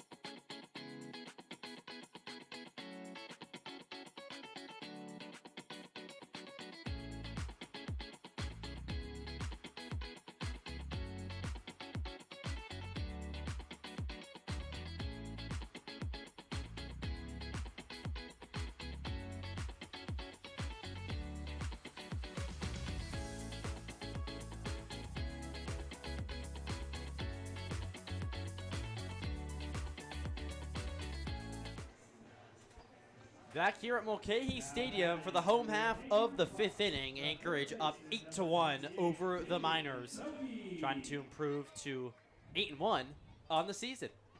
the best mark in the ABL. Jaden Toki will lead off the inning for the Bucs. Bowman Marks still on the hill for the Miners. Has looked really good. Shut down the Bucs last time in the 4th inning. Had a couple strikeouts. He's set. Here's the windup and the pitch. Off speed in there for a strike. Yeah, Marks has been doing everything that you can ask for if you're the Miners because he's kept this at a 7-run deficit. The problem, you haven't had any of your offense to eat into that lead. The Miners came back last night. Didn't win, but came back from 8 runs down. Fouled off at the plate. Toki just got a piece. So 0-2 now on the third baseman. So they can come back, but it was the 5th inning that they did so yesterday, and we already passed that mark. Yeah, but you keep saying it like it's a trend, but I feel like as a team, it's hard to do it once. It's even harder to do it twice, especially on back-to-back It's good to know that you can do it. Yes, especially for that big of a margin. Like, that's not normal. No, opposite. Marks comes set high at the letters. Here's the windup. Counts 0-2. Off speed outside. Just 3 hits on the day for the Miners. 1 error for both sides. Only 6 hits for the Bucs, but a bunch of them had brought in multiple runs. They come in clumps. Toki at the dish, yet to pick up a hit. Here's the pitch. That bounced up there. So it's ball number 2 on Jaden Toki. It was hit by a pitch last time in the 3rd inning. Came around to score. Part of that big 5-run 3rd for the Bucs. Flew out to left back in the 1st. Here's the 2-2. Swing and a miss. Down goes Toki. High cheese from Bowman Marks. And there's 1 gone in the 5th. Yeah, Toki, since those first couple of games where he was recording hits, just seemed a little bit off with his bat. Still had the hit by pitch and run today. He's a young ball player. Yeah. He'll get into the swing of things, but it's a little too aggressive there. Graduating high school, committed to Long Beach State. Here's Logan Ewell. He takes one down low. We're talking about rare things to happen in a baseball game. I saw a TikTok today. Do you know what the rarest What is it? rarest feat in baseball is? I'll have you guess. 1-0's outside. The rarest feat in Major League just Baseball. everything. Yeah. Just like Number based on number of times it's happened in the majors. it's not a perfect game. Nope. It was number 10, I believe. Pitch outside. No, just called a strike. So now 2-1. I'm really thinking here. What is this? I mean, okay, is it a? It's not a 6 strikeout game by a hitter. Nope. 2-1 outside. What is it? Give me a hint. It's an offensive feat. An offensive feat. Okay. So it's obviously not the cycle. That's happened a bunch. Is it like 5 singles? No. 3-1 down low. Logan Ewell works a walk. It's something that happened in 1 inning. 1 inning ever? Yes, 1 inning ever. Gosh, I'm like sweating. Did it have anything to do with Jaden Toki's last at bat? It did not. I just was Okay, thinking I because thought we it was- talked about right. the 8-run comeback and its improbability. Oh, okay. Is it 10? I'll give you a hint. The 10 8 runs is 8 runs in an inning? No. no, but think about 8 runs and how you could possibly get that. Oh, 2 grand slams. Mhm. Yes, and I believe it was wasn't it Fernando Tatis? Yep. Yeah. Pitch is lined out to right center field. That stays up there for a while. Stevenson gives it a look, and they make the catch as he collides into Medlock, the right fielder. Oh my goodness. Stevenson just clipped the leg of Elliot Medlock, who's still down on the grass. A big collision. The catch was made. But more importantly, Elliot Medlock finally gets up to his feet. Hope everything's okay. Receives applause from the crowd. Yeah, it's a very good play, but we've seen a couple times this season just the communication between these fielders out here in Yeah. Alaska has been a little bit off. It's hard when you're finding new teammates and new Right. calls and everything. I'm not sure if that's a situation where one was calling them off and the other wasn't, but they end up in the same place at the same time, which is never what you want in a baseball game. And you weren't sure who was going to catch it. It was literally right in between them. And Medlock was coming over. So was Stevenson. And they met right at the middle. Stevenson was the one who made the catch, and Medlock went down to the ground. But everything's okay now. He's back over at right field. Here's the pitch to McGarry, fouled right back. Logan Yule still leads off first. He worked a walk, 2 at-bats to go. 8-1 the score, Bucs on top. Looking to improve to 4-1 against the Miners. Sorry, 3-1 and 8-1 on the season. Marks gets the sign. McGarry wiggles his bat in the righty box. Counts 0-1. Long pause. Here's the pitch. Runner goes inside. Throw down, not in time. So, a stolen base for Logan Yule. He got a good jump there over at first. There was really no chance at gunning him down. Jeffrey had to scoop the ball, too. It was in the dirt. So, runner on second now for the Bucs. Yeah, kind of surprised they're stealing up 7, but we mentioned they're really trying to keep the pedal on the metal here and try to stretch this to maybe even a double-digit lead. 8-1 the score. Bucs on top by 7. Here's the 1-1 pitch, off speed inside. So 2-1 on McGarry. Yeah, it's very interesting. We see 2 very different type of at-bats from McGarry. A lot of the time, we've seen these first pitch swinging. That's how he reached and got the 2 RBIs last time. And then other times, like here, patient. Yeah. But it's good to have both. Yeah. Like, be totally. able to do both And things. he talks about wanting to come over here and become a complete player. Yep. He has all the tools. Has a single today. Pitch topped at the plate. Foul. I hit a lot of things. Yeah. I think it hit his shoulder, and maybe his McGarry neck. and the catcher, Jeffrey. Maybe even hit the ump. Ping pong. Ping pong. I would definitely beat you in ping pong. No. Oh, yeah. No ping pong table here, though. Guess we'll never know. Maybe. Back at Syracuse. That's when it'll have to happen. 2-2. 2 outs. Runner on second. Deuce is wild here in the 5th. Mark set. Here's the pitch. Swung on and hit slowly towards second base. Funkhauser charges and tosses in time. So that'll do it. In the bottom of the 5th, the Bucs are scoreless and leave Logan Yule stranded over at second. We'll head to the top of the 6th inning, and with that, we'll pass things over to Alex, who'll take you the rest of the way. You're watching Anchorage Bucs baseball. We'll be right back.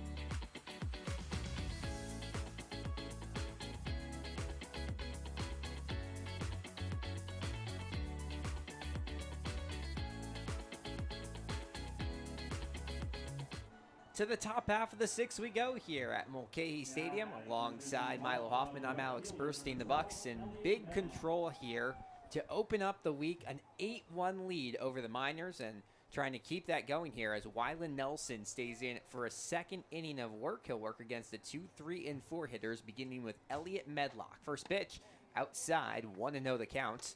Well, good to see Medlock still in the game. Had a scary collision out in right field in the last of the 5th, but he appears to be okay. Pitch grounded up the middle and off the glove of Grant Haas, the shortstop, with his 2nd error of the day, and just like that, there's a runner on with no outs here in the 6th.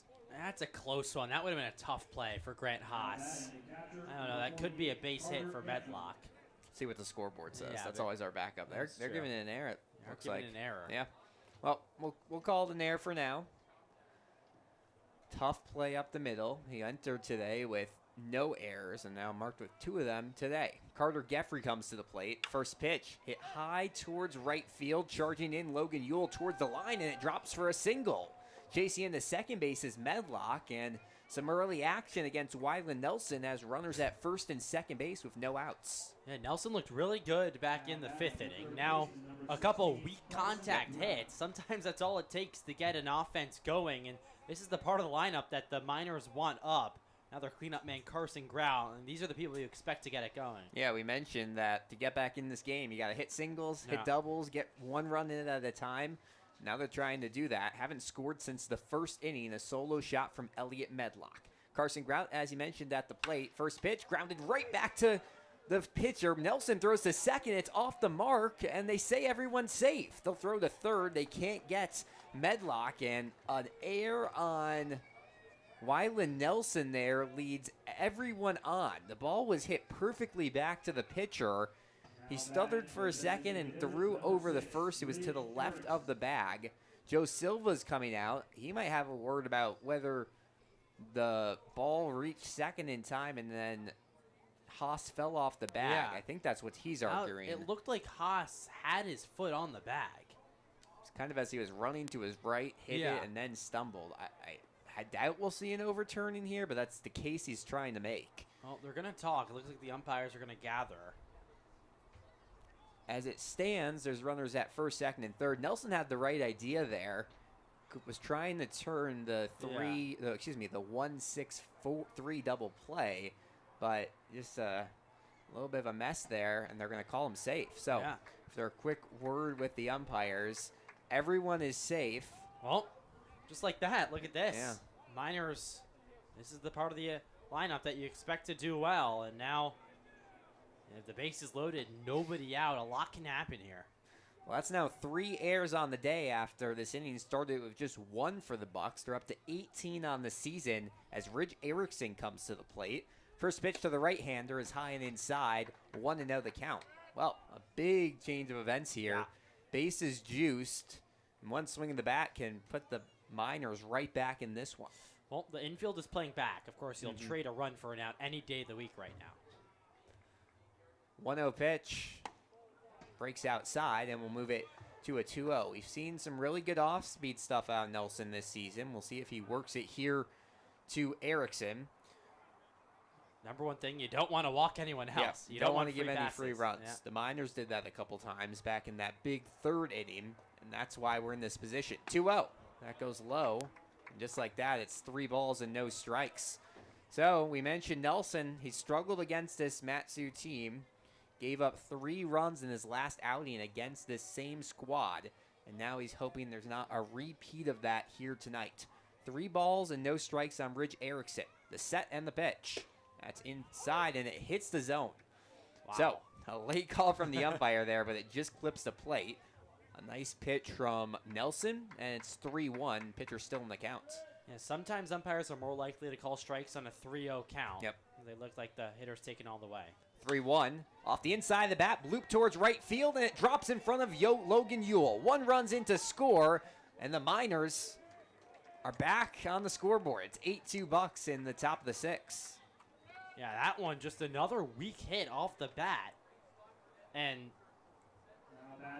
you know, sometimes you just need a couple of bloops to bring you back into it. Still down 6, but the bases are loaded with nobody out still. And it looks like Izzy Fuentes, the pitching coach, is going to go out to the mound to talk with his pitcher. Yeah, this will be the first mound visit of the day for the Bucs. They didn't need to use him early on because it was really, really good pitching out of Cade Finazzo. Went 4 innings, giving up just 1 run. And Nelson looked great in the 5th. A fly-out, ground-out, strikeout. Now, things are getting messy. This, I think, is a very good mound visit to talk things over. I agree, and make sure you settle down your pitcher. Still up by 6 runs. You just got to get outs here. A double play would obviously be huge. You'll take the double play and give up the run. So, maybe try for a ground ball.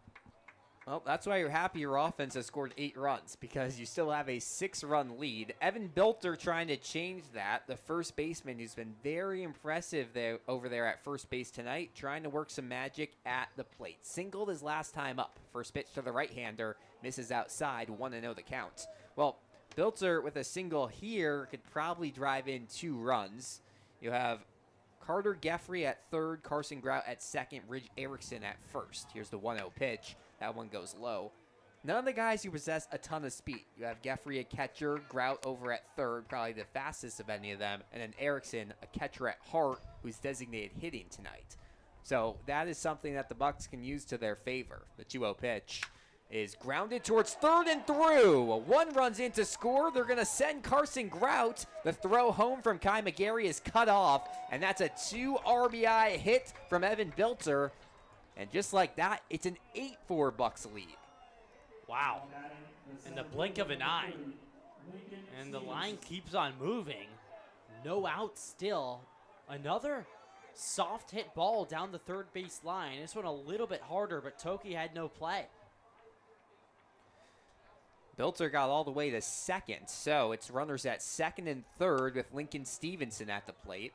Center fielder takes its first pitch low. It's a 1-0 count. Well, a complete 360 of what we've seen, or I guess you'd say 180 from what we've seen most of the game where the Bucs have been in control. Just like that, it's an 8-4 ball game. Pitch outside, 2-0, the quick count on Stevenson. We see some movement out there in the Bucs bullpen. I can't tell if anyone's throwing yet, though. So they're going to let Nelson ride out this inning. Still a 4-run Bucs lead. The 2-0 pitch misses inside. And control's just been the issue here for the Bucs. Yeah, control has been an issue for Nelson so far. He looked so good last inning and a couple weak hits off the bat. A single here makes it a 2-run game. Here's a 3-0 pitch. Fastball down the middle. Move it to a 3-1 count. Inning started off with an error by the shortstop Grant Haas. Then there was a single, another error, and that's the one that Nelson's really going to be kicking himself for on the throw to second base. So here comes the 3-1. Bounce towards first, into the past the glove of the first baseman Rue, and this gets all the way into right field. One runs in to score. Trotting home is Evan Bilter, and that's a 2 RBI hit from Lincoln Stevenson. It's an 8-6 ball game. Well, Rue made an excellent dive at it, couldn't get his glove. Prevencio was there to back him up. He couldn't get it either. It escapes all the way out towards shallow right field. And just like that, the RBI hit has it at an 8-6 ball game. Unbelievable.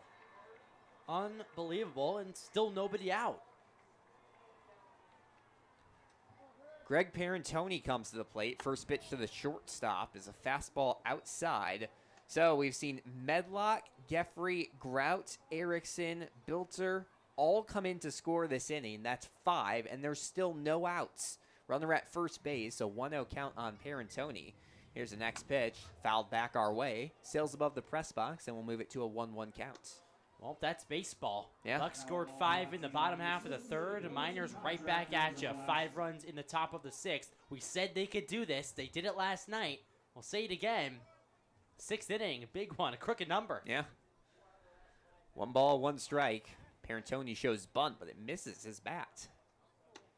Well, you like the idea of a bunt here if you're the Miners. Get a runner in the scoring position, but just a little too off on that attempt. Luke Wilson's on deck, and then it's top the lineup, Cole Funkhauser. Here's the 1-2 pitch. Bloop towards left field, and it's down for a base hit. Just over the head of the shortstop Haas. There's runners at first and second base. Still no outs. No movement over here in the Bucs bullpen, but this has turned into a disastrous inning. And now it looks like Eli Lipinski's getting up for the Bucs. So some stirring in there. Now the corners come in for the Bucs. I mean, yeah, I think we're going to see a mound visit from Sherman. Make sure to calm down your pitcher. 5 hits and 2 errors. Just a complete change from what was happening. A lot of them were soft contact. Yeah. That one was even off the end of the bat towards left field. Just got right over the head of Haas. And I would fully expect a bunt right here from Luke Wilson, the number 9 hitter who can get down a bunt, try to get both runners over into scoring position with the tying run over at second. Yeah, Wilson only hitting 176 on the year. And now we're going to see a very quick change. So Joe Silva might have wanted that mound visit to buy a little extra time. We're going to see a mound change, and just like that, the day's over for Wyland Nelson. Whoever comes in is going to have a tough situation, 2 on with no outs. We'll be back in just a second. Don't go anywhere. This is Anchorage Bucs Baseball.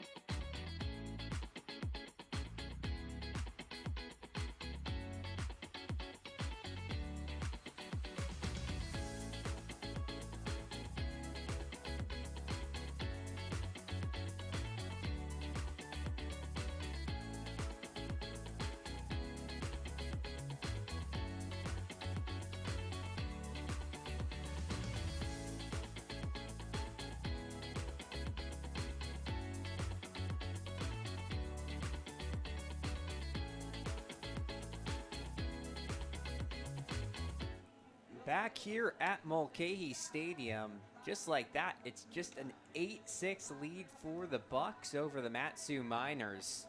The Bucs enter this inning in complete control, leading 8-1, but 5 runs have come across the plate, complete domination, and just like that, the day is over for Wyland Nelson. We'll get you his full stat line in just a moment, but the important thing is that Eli Lipinski is coming to the plate, the right-hander out of Paradise Valley Community College, making his second appearance of the regular season, sports a perfect DRA.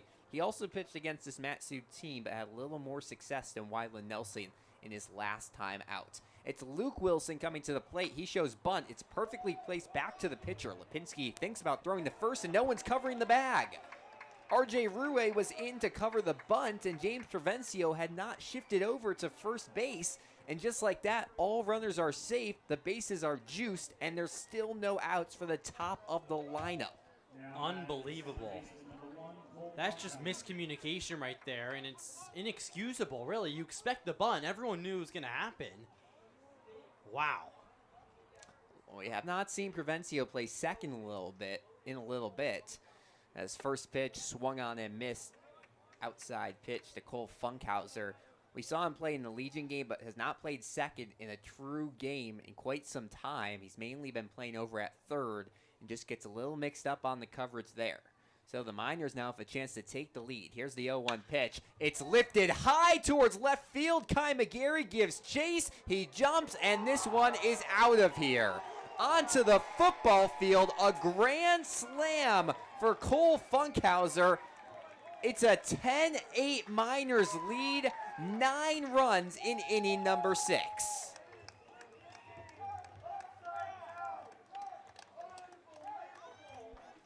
Unbelievable. I mean, that's the only word. 9-run inning.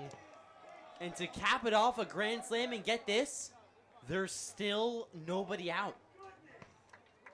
First home run of the season for Cole Funkhauser, the 5th for the Miners as a team.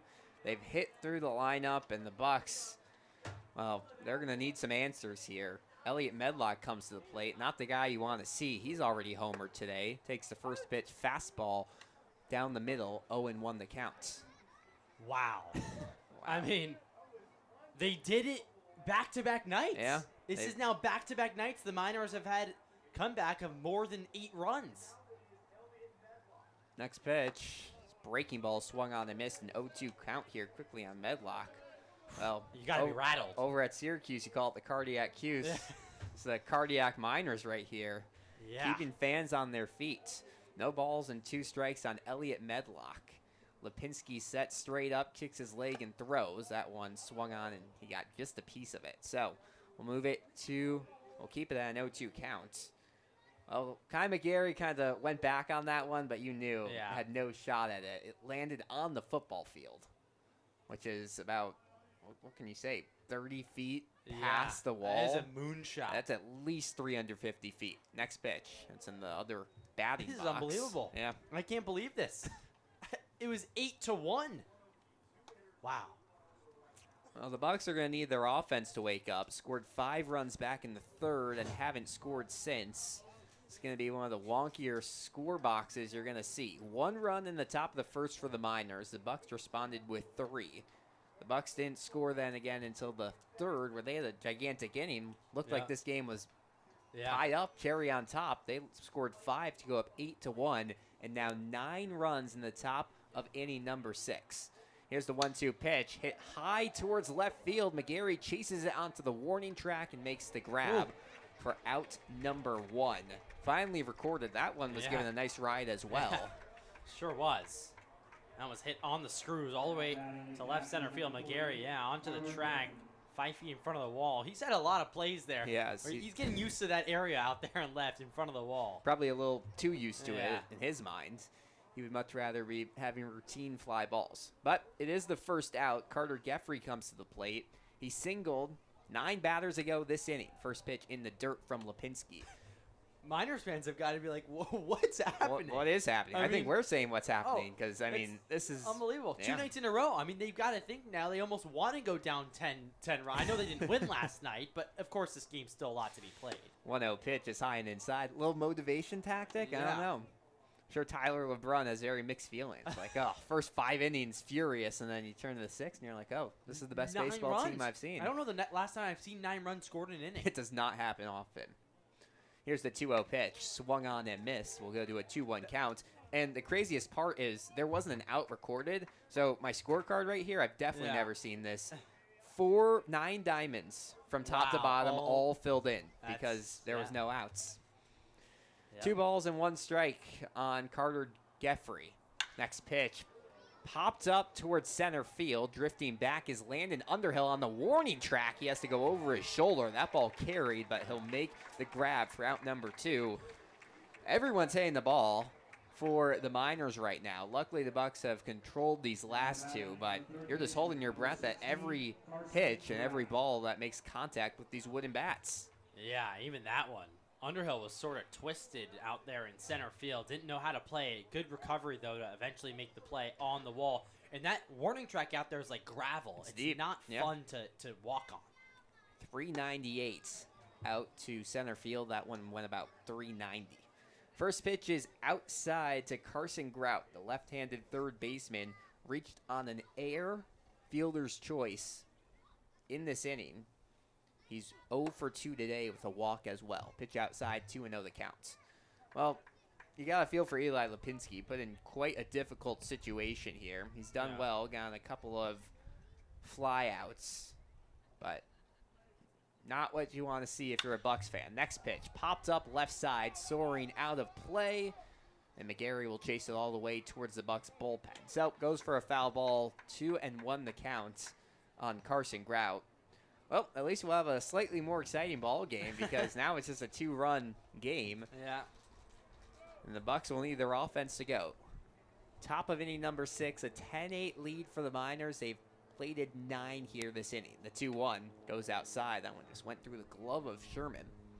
And we'll go to a 3-1 count. Yeah, it's now going to be back-to-back games that are nail-biters between the Bucs and the Miners. The Bucs won 4-2 on Friday. Now another 2-run ball game here in the 6th. Here's the 3-1 offering. Hits the bottom part of the zone. We'll go to a 3-2 count. And we've been saying it seems like these are the best 2 teams in the league. The Bucs had the weekend off. The Miners lost. So right now the standings kind of more jumbled up in the middle. But if you just look at the teams themselves, these are 2 very capable offenses. Payoff pitch is fouled back. And we'll go to a 3-2 count. You know, everyone seems kind of rattled. Yeah.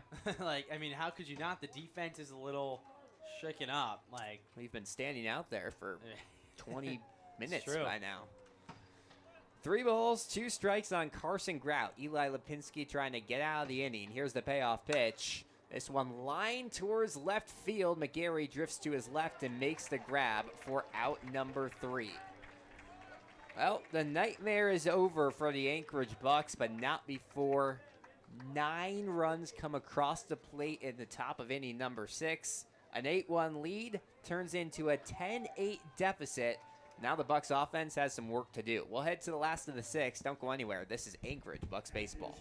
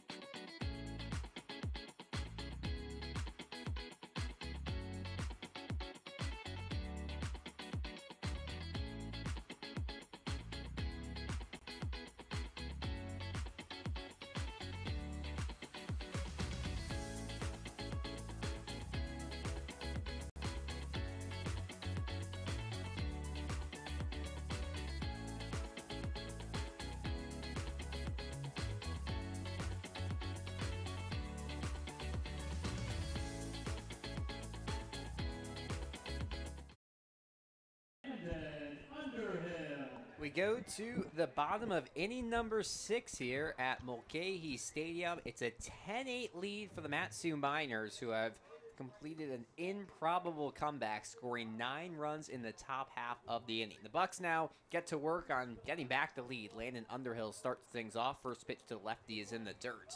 Bowman Marks stays in the game for another inning of work. Well, Gotta give him credit. imagine if you're Bowman Marks. You come into this game thinking, okay, I mean, we're already down 5-1. Here's the 1-0 pitch. It's outside. We're already down 5-1. My job here is just keep this at a manageable game. It ends up going to an 8-1 lead. And now he's pitching with a lead. Unbelievable. You got to give him credit. Yeah. A lot of credit. He shut down the Bucs and allowed his offense to come back. 2-0 pitch misses outside, and we'll go to 3-0 on Landon Underhill. Well, Landon Underhill already has 2 walks on the day, so he's shown he can walk, and that's exactly what the Bucs want and exactly what the Miners don't want. Here's the 3-0. Fastball just hits the outside part of the plate. So we'll go to a 3-1 count on Landon Underhill. The big play in that 6th inning, a grand slam from Cole Funkhauser. I believe the first of the year. Pitch grounded, I believe first grand slam of the year, Of I the meant to say, ABL. of the ABL. Yeah. Seen some solo shots, some 2-run shots. It was the first home run for Cole Funkhauser of the season. I believe Medlock hit a 3-run shot yesterday. Here's the payoff pitch. Underhill takes it in the dirt. So it'll be a full count walk to Landon Underhill, and there's a runner at first base with no outs. Well, the Bucs, I mean, it's still a manageable deficit. Now it's just going to get your headspace right of forget about that inning, erase it, and try to get something going. And I think we're going to see a call to pen. So Bowman Marks' day is done after a walk to start off the inning. The Matsu Miners will head to the pen, and we'll take a quick break here. Don't go anywhere. This is Anchorage Bucs Baseball.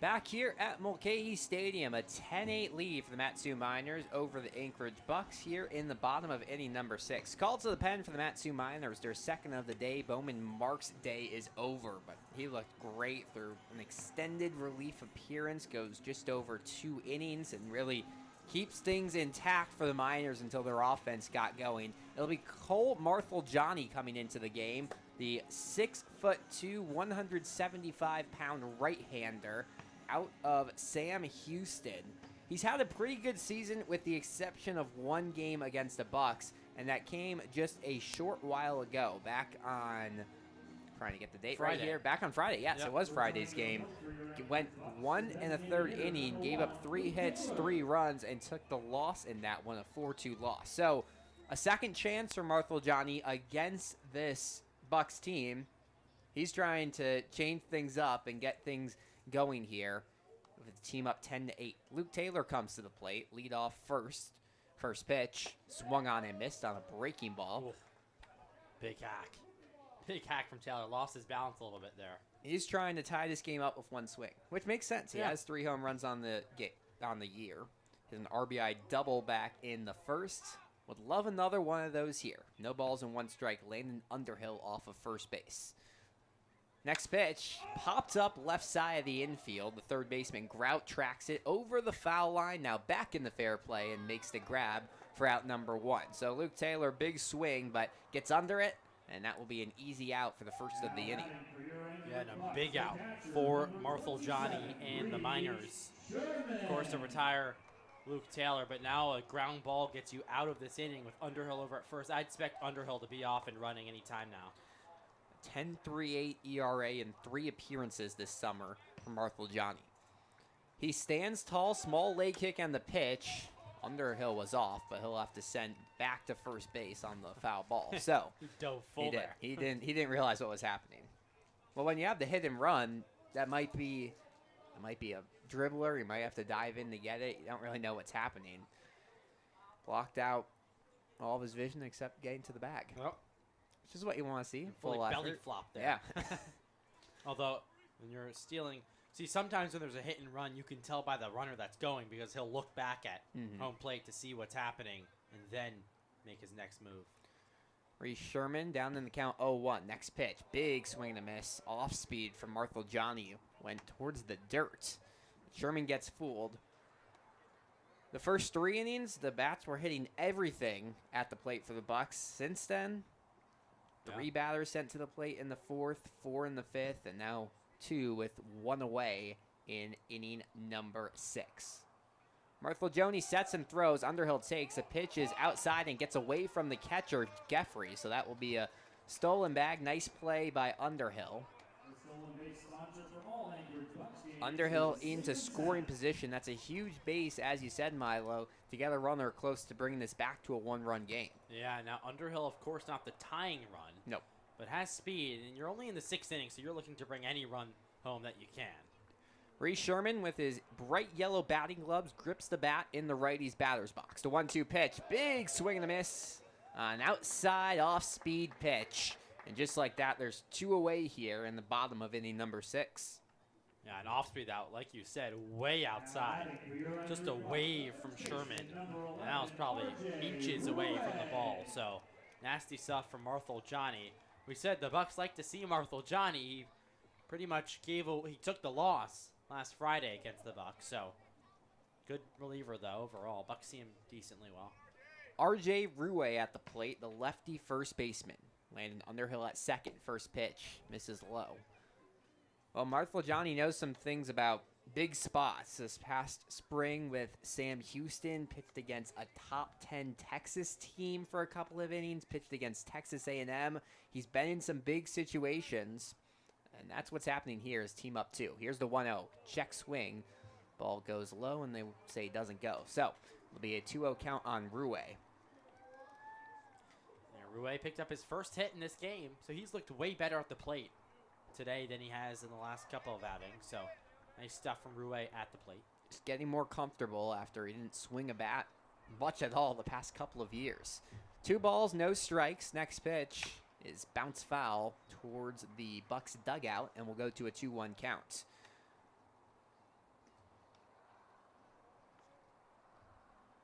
This would be a big lockdown inning for the Miners. Yep. Because after scoring 9 runs, you expect the Bucs offense to come back swinging. And, well, they've done that, but they've also missed a whole bunch. So, nice pitching from Marthel Johnny. Ruwe waves his beige bat, and here comes the pitch. That one low, and we'll go to a 3-1 count.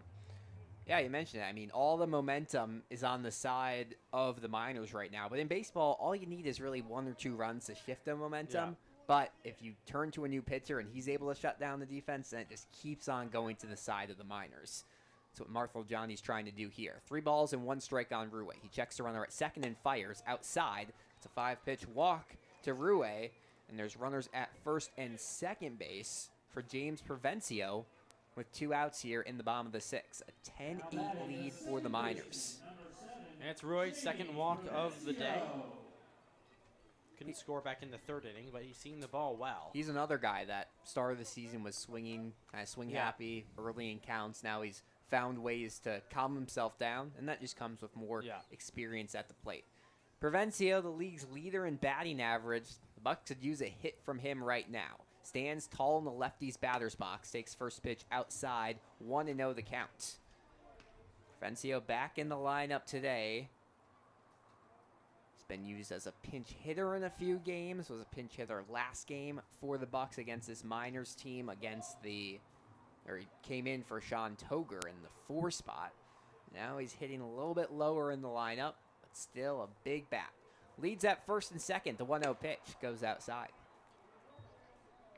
Just a shootout game. And the Bucs are used to they're used to scoring the amount of runs, but they're not used to the opponent scoring this many runs. And that's the thing. We've seen them win games where it's high scoring them, low scoring the other team. Yeah. We've seen them win games where it's low scoring, low scoring. This is the first really high scoring game we've seen. Now you see if your defense is up to the task.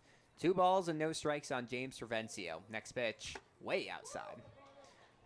Very good job there by Geffrey to pick up on the outside fastball and keep it from going to the backstop.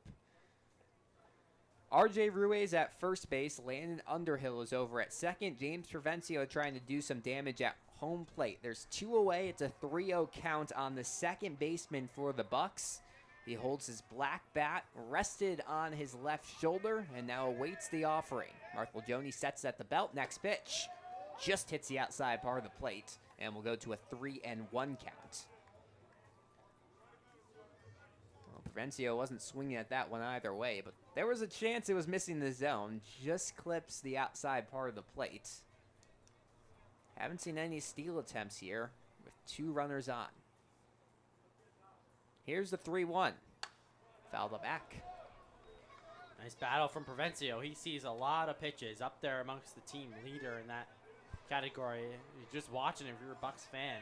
You'll see he put up a good at bat every single time he's up there. He sees a lot of pitches, has a good eye, and just has great bat-to-ball skills. Well, if you're the Bucs, you want to get as many pitchers for the Miners into this game as possible because they're already a little bit lower after last night's game where they had given up 12 runs. Here's the payoff pitch. Runners take. It's a ball to the outside part of the zone. Just misses. James Provencio gets the free bag on the fastball, and the bases are juiced for Jaden Toki. A big spot for the third baseman here with 2 away in the 6th. Trying for a 2-out rally here are the Bucs. 2-out rallies are signs of good teams that don't give up on innings. And yeah, like you said, one of the biggest moments of the game so far. Toki waves his bat, rocking his yellow batting gloves in the righty's batter's box. First pitch, off speed into the zone for a strike. 0-1 the count. Runners at first, second, and third base. Bucs trail 10-8. A base hit here could bring us back even here at Mulcahy Stadium. A cloudy day for baseball. No balls, 1 strike. Next pitch. Toki takes a strike inside, and it's an 0-2 count. Went to the same pitch back-to-back times. Breaking ball that just belted in.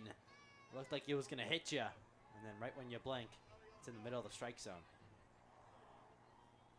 Bucs 1 for 7 today with 2 outs. Trying to change that here. Here's the 0-2 pitch. Toki takes one outside, and it's a 1-2 count.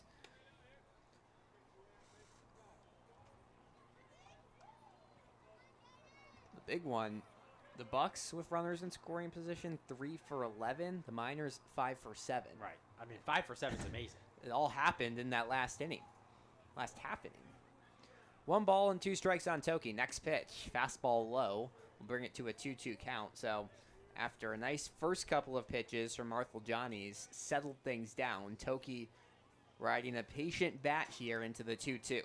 Flew out in the first, hit by a pitch in the third, came around to score, and struck out in the 5th, trying to avoid doing that for a 2nd straight inning. Runners take their leads at first, second, and third. Marthel Johnny throws the 2-2. Breaking ball called, strike 3. Bucs strand the bases loaded in the last of the 6th. That one stings. It's a 10-8 lead for Matsu. We head to the 7th. Don't go anywhere. This is Anchorage Bucs Baseball.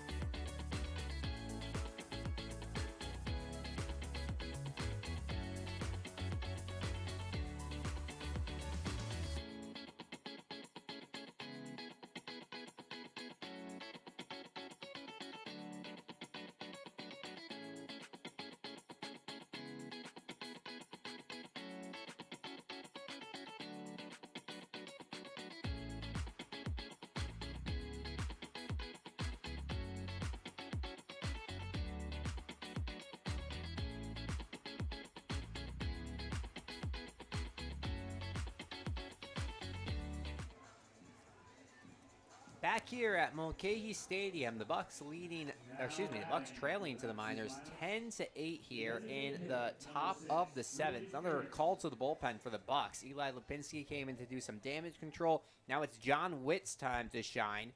4th appearance of the year for the right-hander out of Paradise Valley Community College.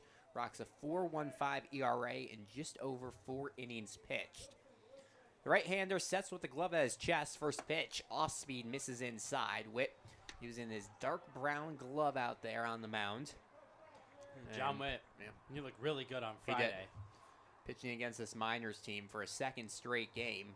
Here's the 1-0, just misses outside. And you have to imagine that's why the Bucs coaching staff turned to him. Yeah. I mean, high leverage situation. Yep. You're down by 2 runs. You got to keep it here. You go to someone that you trust.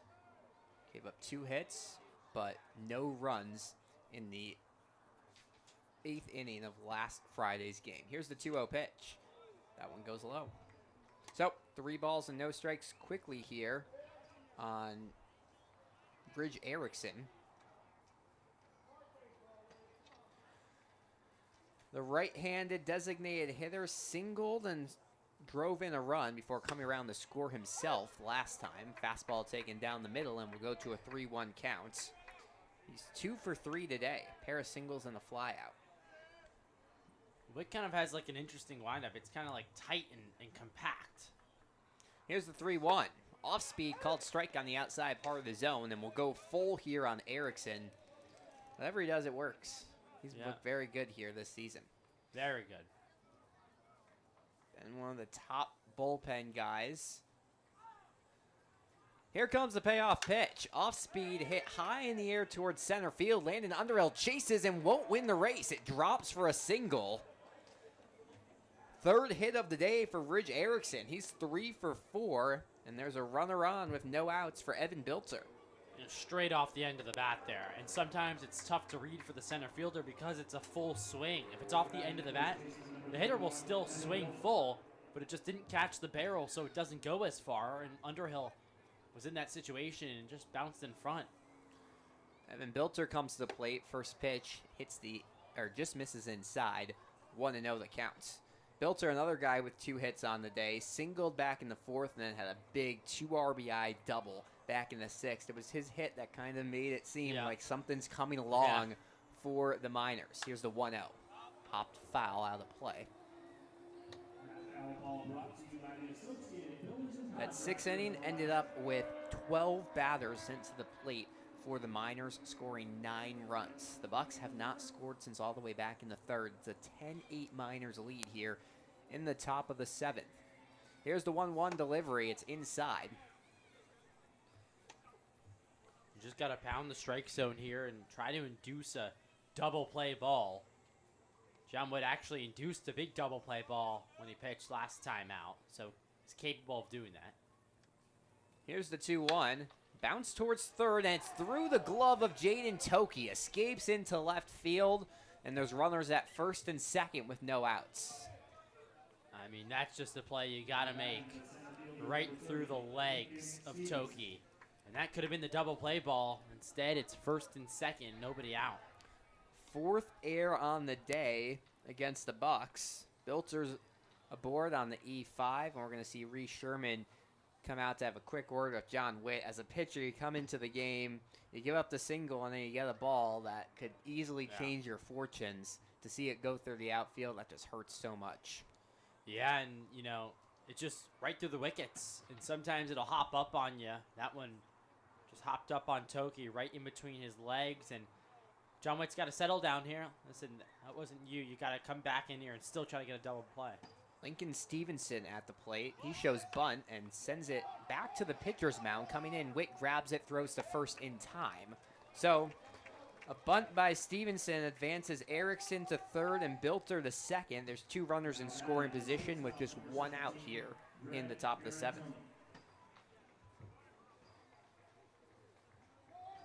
Perfectly executed bunt by the center fielder. And it brings to the plate Greg Parentoni. Singled and scored in the 6th. He's 1 for 3 today. Stands with his knees crouched in the righty's batter's box. First pitch fouled back. 1-0 the count. 0-1 the count, excuse me. Parentoni hitting 250 on the year, but his bat really coming along the last couple of days. Went 3 for 5 yesterday, already a hit and a run today. 0-1 pitch, poked foul towards the parking lot on the right side. So quickly an 0-2 count. Strikeout would be huge here for John Witt. Huge. And with 1 out, the infield is in. So if you get a ground ball, they're going to be firing home on the play, trying to cut down the runner. Witt looks towards home and fires. It's grounded foul towards the Bucs dugout. So we'll do the 0-2 again. Witt seems like often comes in these big situations because they trust him, but as a pitcher, you really have to stay locked in, and especially in these later inning games. If you think of the bullpen here today for the Bucs, they thought they were going to have a 7-run lead and a lot to work with. Now you're pitching down 2 in the 7th. And that's a huge mental shift for these guys. Here's the 0-2 pitch. Swung on and missed on outside breaking ball. Beautiful pitch by John Witt. He gets his first strikeout of the night. And there's 2 outs with 2 on for Luke Wilson. Big pitch from John Witt. In the other batter's box, just chasing with Parentoni. So really nice stuff to go back to the off speed that he trusted well. And just like that, there's 2 outs. This would be a big inning to shut it down. Wilson in the righty's batter's box, a righty-on-righty matchup. First pitch goes outside, 1-0 the count. Wilson out of Johnson University trying for his 2nd hit today. Rich Erickson, he's over at third base. Evan Bilter, he's at 2nd. Those 2 both reached, but there's been back-to-back outs that have gotten the Bucs defense back into this inning. Here's the 1-0 offering. Hits the inside part of the zone for a strike. Nice fastball there from John Witt. Yeah, and Luke Wilson last time up, he had that wonky bunt that he actually reached on because of the miscommunication on the defensive side for the Bucs. Something you mark as a hit, but there's a lot more to be said about than just a 1B. Here's the 1-1. Breaking pitch hits the outside part of the zone, and it's a 1-2 count. John Witt 1 strike away from getting out of this inning. 2 on, 2 outs. The Bucs trailing 10-8 in the top half of inning number 7. Runners will take small leads off of 2nd and 3rd base. Wilson adjusts his bat in the righty's batter's box. Here it comes. Swung on and missed. Outside pitch. John Witt fired up. Back-to-back strikeouts. And the Miners strand 2 in the top half of inning number 7. It's a 10-8 Mat-Su lead. Don't go anywhere. This is Anchorage Bucs baseball.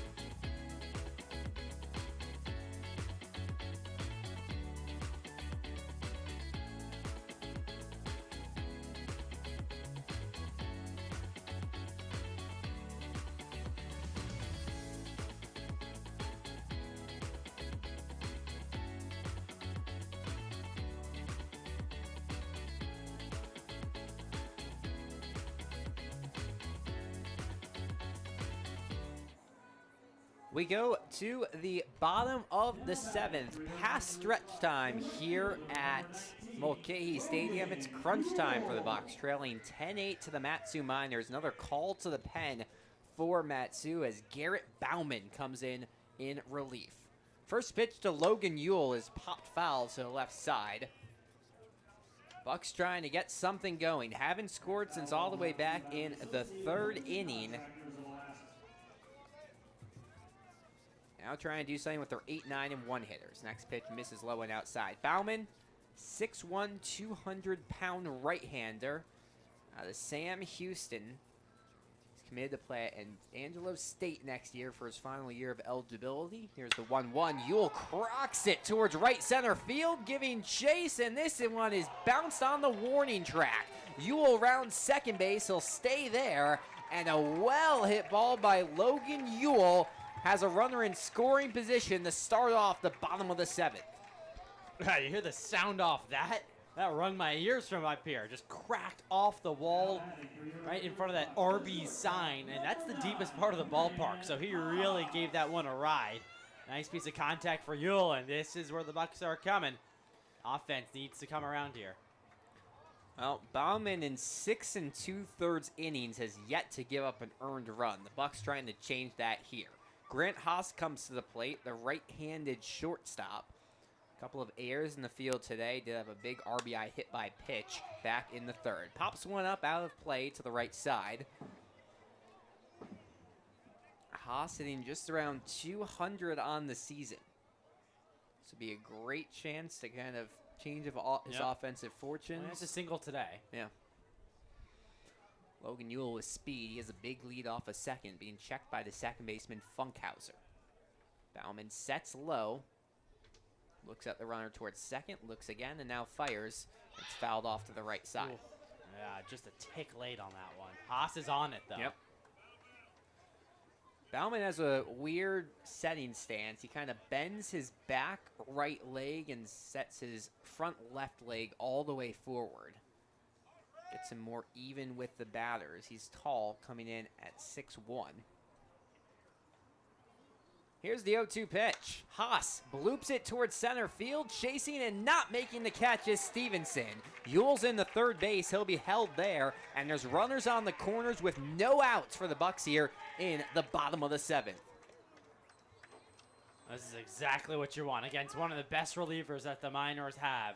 Now the top of the lineup up with runners on the corners and nobody out. A chance for a big inning for Anchorage to try to get the lead back here.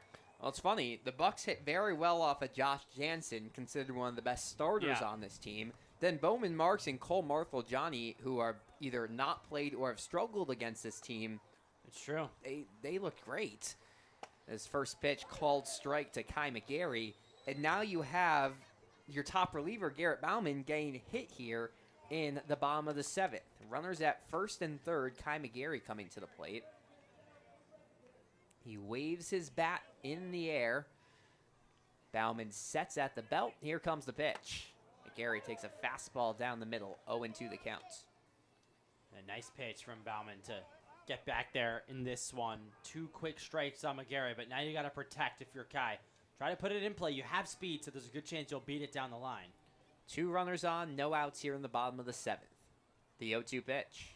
McGarry grounds it up the middle, and it's caught by the second baseman, flips to short, and gets the force. 1 run will come in to score. A well-hit ball by Kai McGarry, but a nice play by Cole Funkhauser.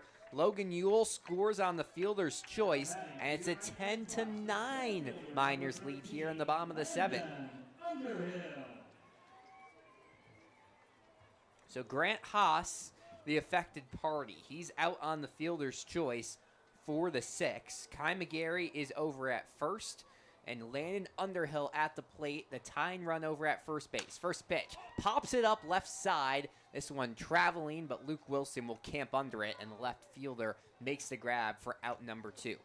So Landon Underhill attacks the first pitch he sees. And it's 2 away here now for Luke Taylor. Now, if you're the Bucs, you're probably hoping that Taylor doesn't swing at the first pitch. Maybe you can get Kai McGarry into scoring position with a stolen bag, and then hope Taylor works his usual extra base magic. 2 away, Kai McGarry takes a big lead off of first. Evan Bilter's checking him at the back. The righty Luke Taylor in the box. First pitch. McGarry takes towards second. The throw down is not in time. The shortstop, Greg Parentoni, got it well. He tried to tag him as he was in the air, but Kai McGarry on the turf slides in safely. That's what we said the Bucs needed. It was a strike called on Taylor, but it's an 0-1 count with 2 away here. And a runner in scoring position. Kai McGarry with his second stolen bag of the day. He's in first place in the league now, just above Elliott Medlock. No balls and 1 strike on Taylor. Stays loose in the righty's batter's box. Bauman fires.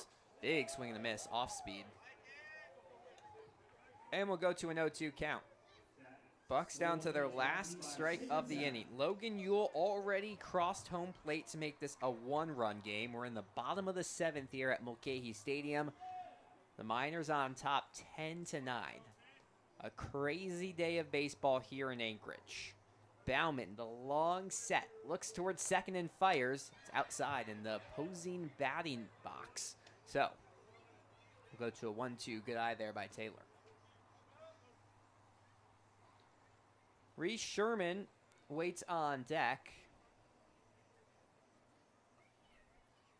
He's hoping he has a chance to swing the bat here this inning. Taylor waiting for the pitch. Here it comes. It's outside again. Well, if you're the Bucs, Luke Taylor, probably the guy you want at the plate right now. He has a chance to drive anyone in with just 1 swing of the bat. Had 3 RBIs in the last game. Already has 1 today. He'd love to pull even to that number. 2 balls and 2 strikes on the right-hander. Next pitch. Fastball called, strike 3, down the middle. Luke Taylor will want that one back, but it's a backwards K to strand Kai McGarry at second base.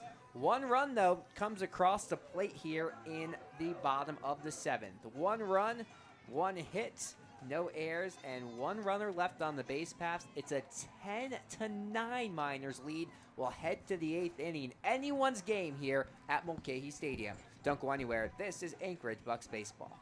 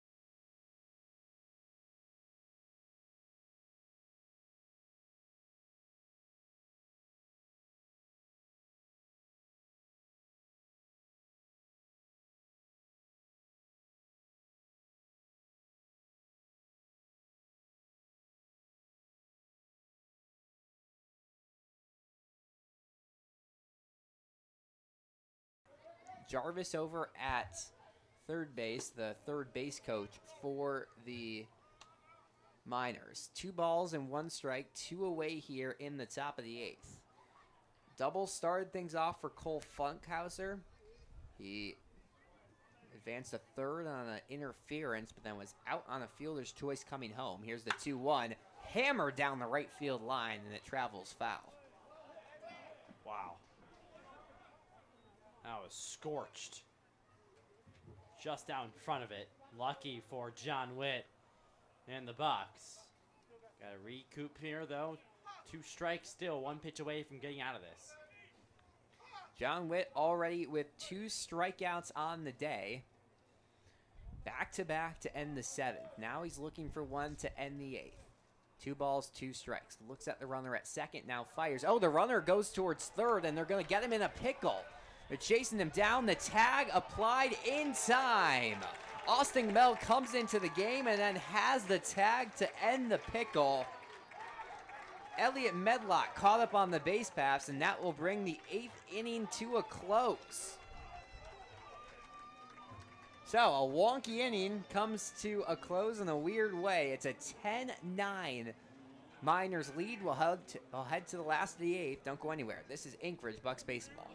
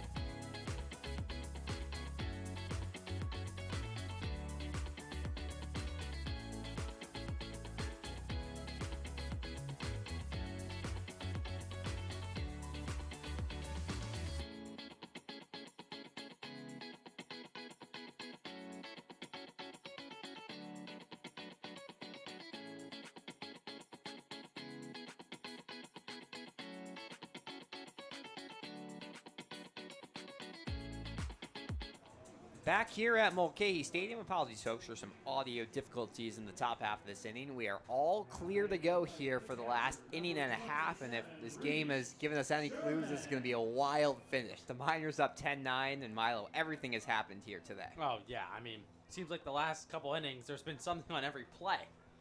First pitch to Reese Sherman is in there for a strike. He thought about swinging. It cuts to the outside part of the plate, but called for a strike 1. Garrett Bauman stays in for another inning of relief. Gave up 1 run in the 7th, his first of the season. Next pitch bounces in the dirt, 1-1. So it took him about 4 2/3 innings, but Bauman gives up an earned run.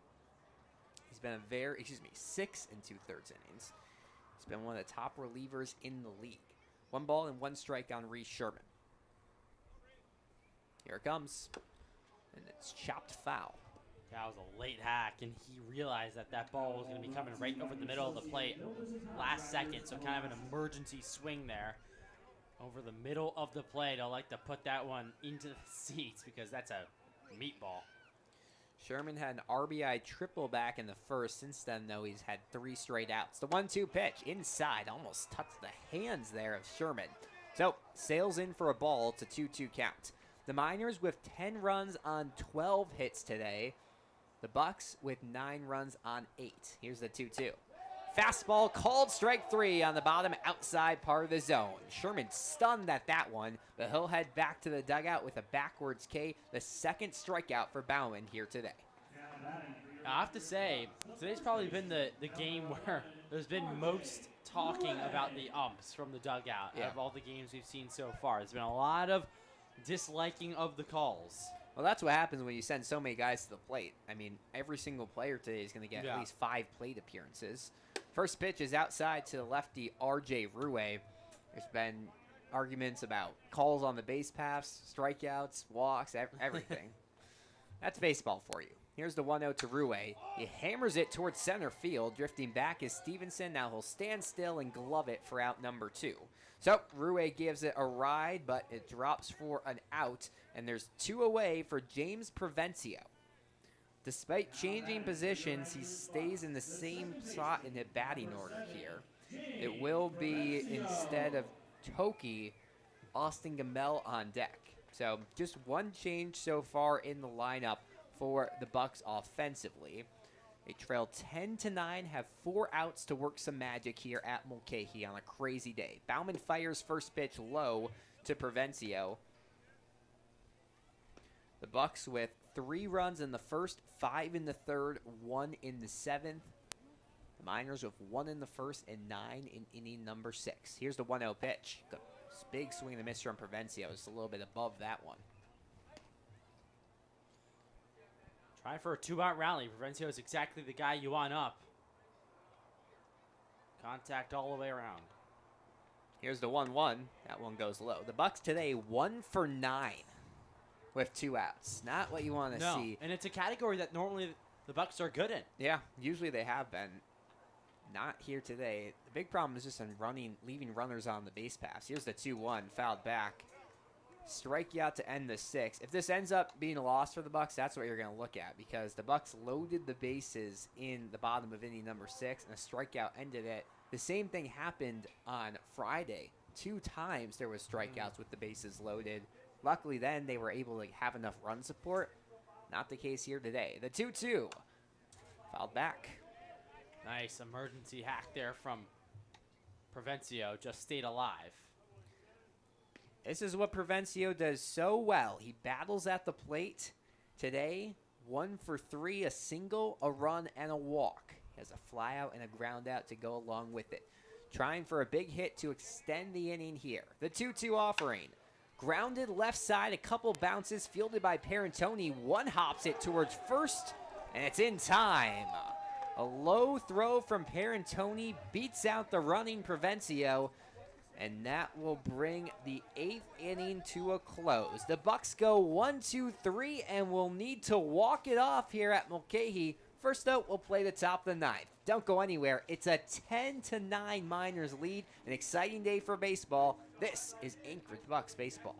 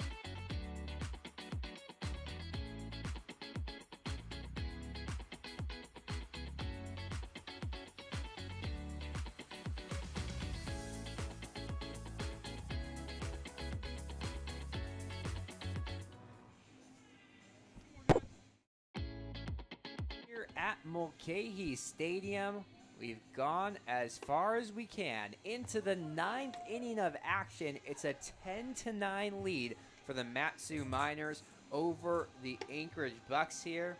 Well, this is where heroes are made, the 9th inning of close games. First up, though, the Bucs trying to keep this at just a 1-run deficit, and they'll turn to Luke Bark, the right-hander, making his 4th appearance of the young season. Sports a very good 2.7 ERA in just over 3 innings pitched. His last outing coming on June 17th, just under a week ago, went 1 inning of scoreless ball against the Chinooks.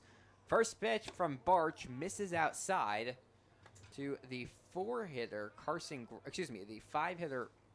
Grout, the four-hitter. Yep, you're right. No need to second guess.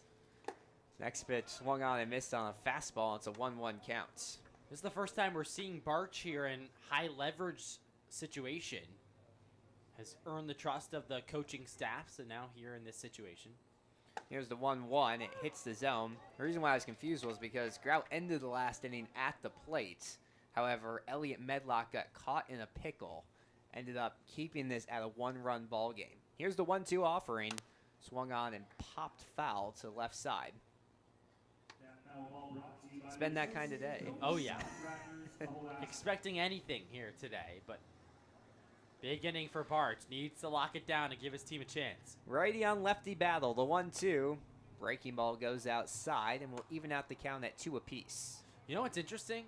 I think Barch is actually, you can tell it's an off-speed because he really loops his hand around the baseball as he comes back. Here's the 2-2. It's grounded right side. Gamel fields on low hop, and he loses the ball. An error by the second baseman, the 5th of the day for the Bucs, means there's a runner at first base with no outs here in the 9th. 5 errors today for the Bucs. That's now 20 on the season. Yeah, it's the plays that should be made for Anchorage, and now just like that, a runner on first. Barch has to settle down here, 1 pitch away from 2 outs, but not the start you wanted. Not what you want to see in a game of margins like this one. Ridge Erickson comes to the plate, already 3 hits today. Got that third one back in the 7th with a single, was stranded at third base. First pitch from Barch, fastball down the middle. It's an 0-1 count. Yeah, just plays that should be made. And you shake your head because it's now time and time again the errors have been an issue. Erickson at the plate, Bilter on deck, Stevenson in the hole. Pickoff attempt to first, not in time. It's a 10-9 Miners lead in the top of inning number 9, nearing the 3-hour mark of today's game. Barch sets at the belt, now fires. Fouled off to the right side. It's funny because even though there's been 19 runs, it hasn't been a super slow-moving game because it's only been scoring in spurts. Exactly. And start off fast. Because started off very fast. After that first inning, 7 of the next 8 half innings were scoreless. Yep. Other than that big bottom of the 3rd for the Bucs where they scored 5. Here's the 0-2, swung on and missed. Well, the ump had a late call there. It sounded like he got a little piece of it, and that was what Erickson was holding out for. But they'll say it's a strikeout. And there's 1 away with a runner at first base for Evan Bilter. A big one. Big strikeout. Barch stands, looks over at his left shoulder. Now he's going to pick off to first. Almost got him, but not in time. Nice pickoff move there from Barch, rocking the number 25 jersey of Augusta University. Just wrapped up his freshman campaign.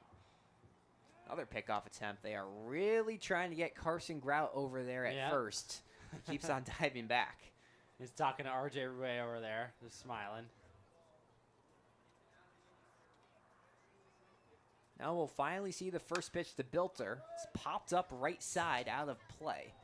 Rue gave it a good chase, but there's no chance that was getting there.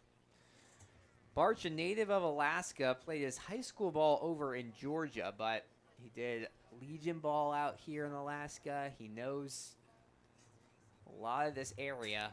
Now trying to bring in a big inning for the hometown fans. Here's the 0-1. Breaking pitch misses outside. Carson Grout over at first base. It's a 10-9 lead for the Miners. Bucs offense has stalled, only 1 run since the 4th. Barch sets with his beige glove at his belt, looks in and fires, and it's turned on and sent high and foul to the left side. That one had home run distance, just very foul. Yeah, bringing those hands. Bilter was really fast on the inside part of the plate there. Just out in front of it a little bit. Bilter holds his hands very close to his shoulder. Pickoff attempt to first, not in time. He's a tall player.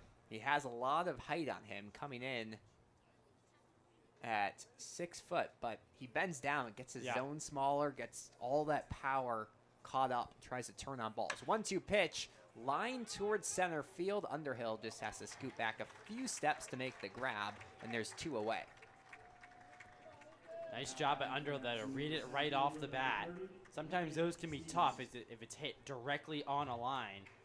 But nice stuff from Underhill here. Big out to get to bring it to the bottom half of the 9th.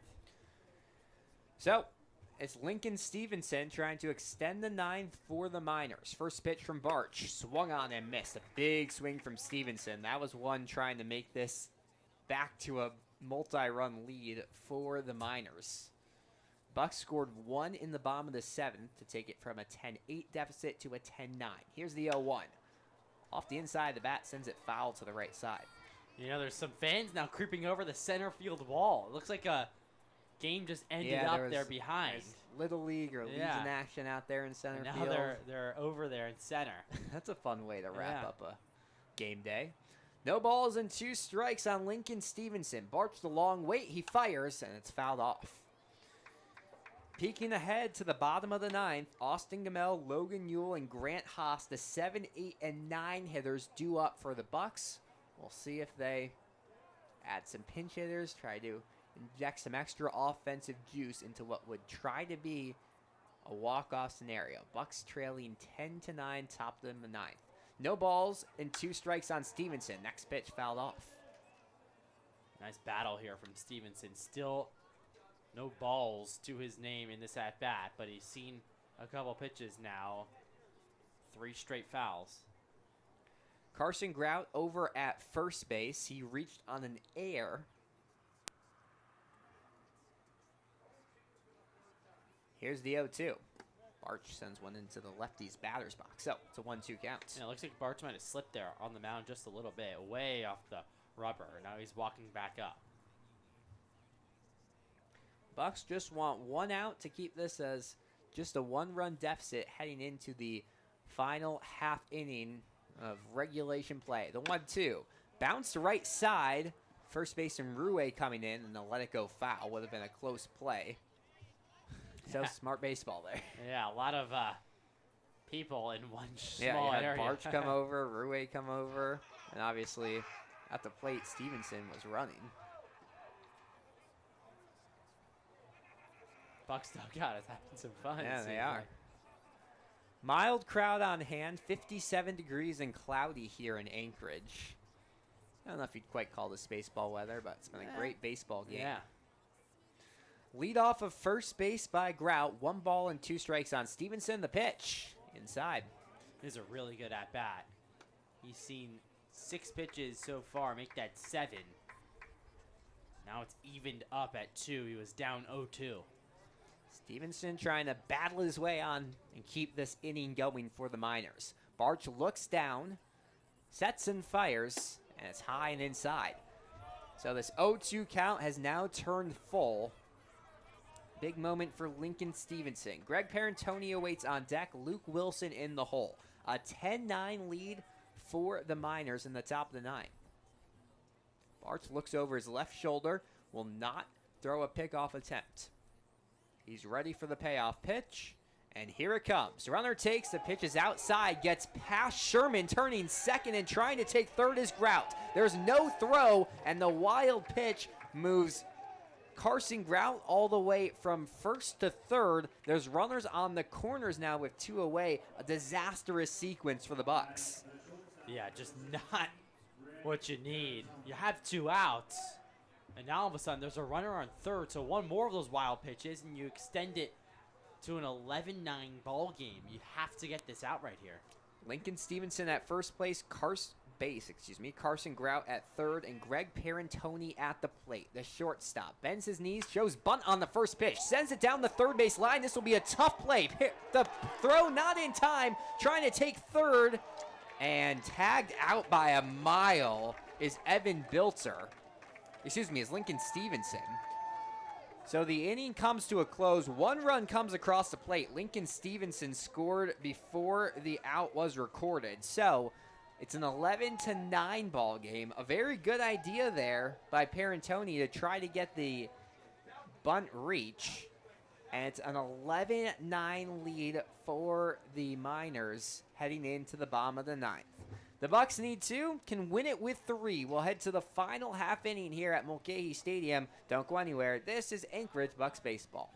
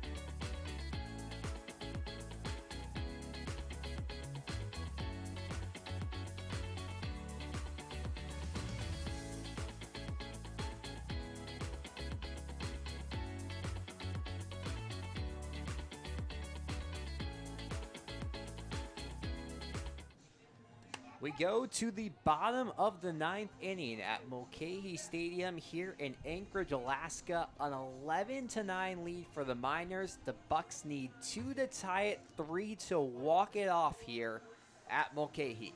Michael Malky comes into the game for the Miners. His 3rd appearance of the year. He's 1-1, 8 innings pitched with a 3.38 ERA. And the one thing he's really good at doing, striking out batters. He starts his night off with Austin Gamel, the lefty, at the plate, fires a fastball and a strike to the outside part of the zone. Well, 17 strikeouts in 8 innings, Milo. That is a very impressive ratio. I mean, a closer normally strikes people out. He does just that. He said 17 leads the ABL. Here's the 0-1 pitch, and it's behind Gamel. Didn't hit the lefty, but just went behind his heels, and it's a 1-1 count. Malky's been used as both a reliever and as a starter. He got the win after going 5 innings against the Chinooks back on June 19th, pitching 4 days later. The 1-1 check swing, they appeal down, and they say he went. Yeah. Gamel with an awkward swing there on outside breaking ball. Just a nasty off-speed pitch in on the hands of Gamel. Couldn't help it. Gamel came into the game for Jaden Toki in the infield. Now he's hitting. 1 ball and 2 strikes on the right-hander. Here comes the pitch. Swung on and missed. Gamel behind that one, and there's 1 away here in the bottom of the ninth. Yeah, just off-speed, off-speed, off-speed. Out in front of that one, and Malky is just, he's been dialed since coming over to the Miners. Lockdown closer. Pitched against the Bucs, took a loss back on June 12th, giving up 1 run. Malky holds his reddish glove at his face, now sets after getting the sign. First pitch to Logan Ewell, bounces away from the catcher, Geffrey. So it's a 1-0 count on Ewell. You just got to work your way on. If you're the Bucs, try to get the tying run up to the plate. Grant Haas on deck, Kai McGarry in the hole. The 1-0. Taken for a strike. Just, he's really been pinpointing that off-speed stuff. That one, a curveball, looked like a 12-6, just poured in. He knows how to find the strike zone he has all summer long. The 1-1 offering, Ewell fouls it off his own bat. So we'll go to a 1-2 count. Ewell trying to get on. If he were to reach, he'd represent not the game tying run, but the one to get it within one. That extra run that they scored in the top half of this inning. Looking really big for the Miners right now. 1 ball and 2 strikes. Next pitch. Swung on and missed on a pitch that ended up in the dirt. Logan Ewell looks dejected as he walks back to the dugout, but nothing can be done against Michael Malky's stuff right now. He's dicing up everyone in the league. Yeah, I mean, there's only so much you can do when a guy on the mound really has the accuracy and the depth that his off-speed stuff does. Grant Haas at the plate. First pitch to the shortstop, taken low for a ball. 1-0 the count. Haas needs to reach to keep this game going. Top of the lineup on deck in Kai McGarry, but first Haas has to find a way on. 11-9 Bucs trail, bottom of the ninth. The 1-0. Fastball called strike on the inside part of the plate. Malky has such distinct good pitches. He stands tall on the mound right when he gets the ball back. Working quickly. Here comes the 1-1. Haas hits it back to the pitcher Malky. He jogs over the first, flips it in time. And a 1-3 putout brings this one to a close. Well, what looked like might be a blowout win for the Bucs ends up a heartbreaking loss. 11-9, Anchorage falls to the Miners thanks to a 9-running top of the 6th by Matsu. And Milo, that one's gonna sting for a little bit. Yeah, I mean, when you're up 8-1 and you somehow lose that game, yeah, of course it's gonna sting. The Miners are good. They're very good. They're a team that is definitely to be reckoned with for the rest of the ABL. So these two teams are gonna be going at it for the foreseeable future, and it's gonna be exciting to watch. Well, the Bucs still in first place. They dropped to 7-2. The Miners back above 500 at 5-4. They are now just 2 games back of the Bucs. The Pilots and Chinooks chasing right behind them. We'll be back in just a second with game totals, but your final score 11-9. The Miners take down the Bucs on the road. We'll be right back.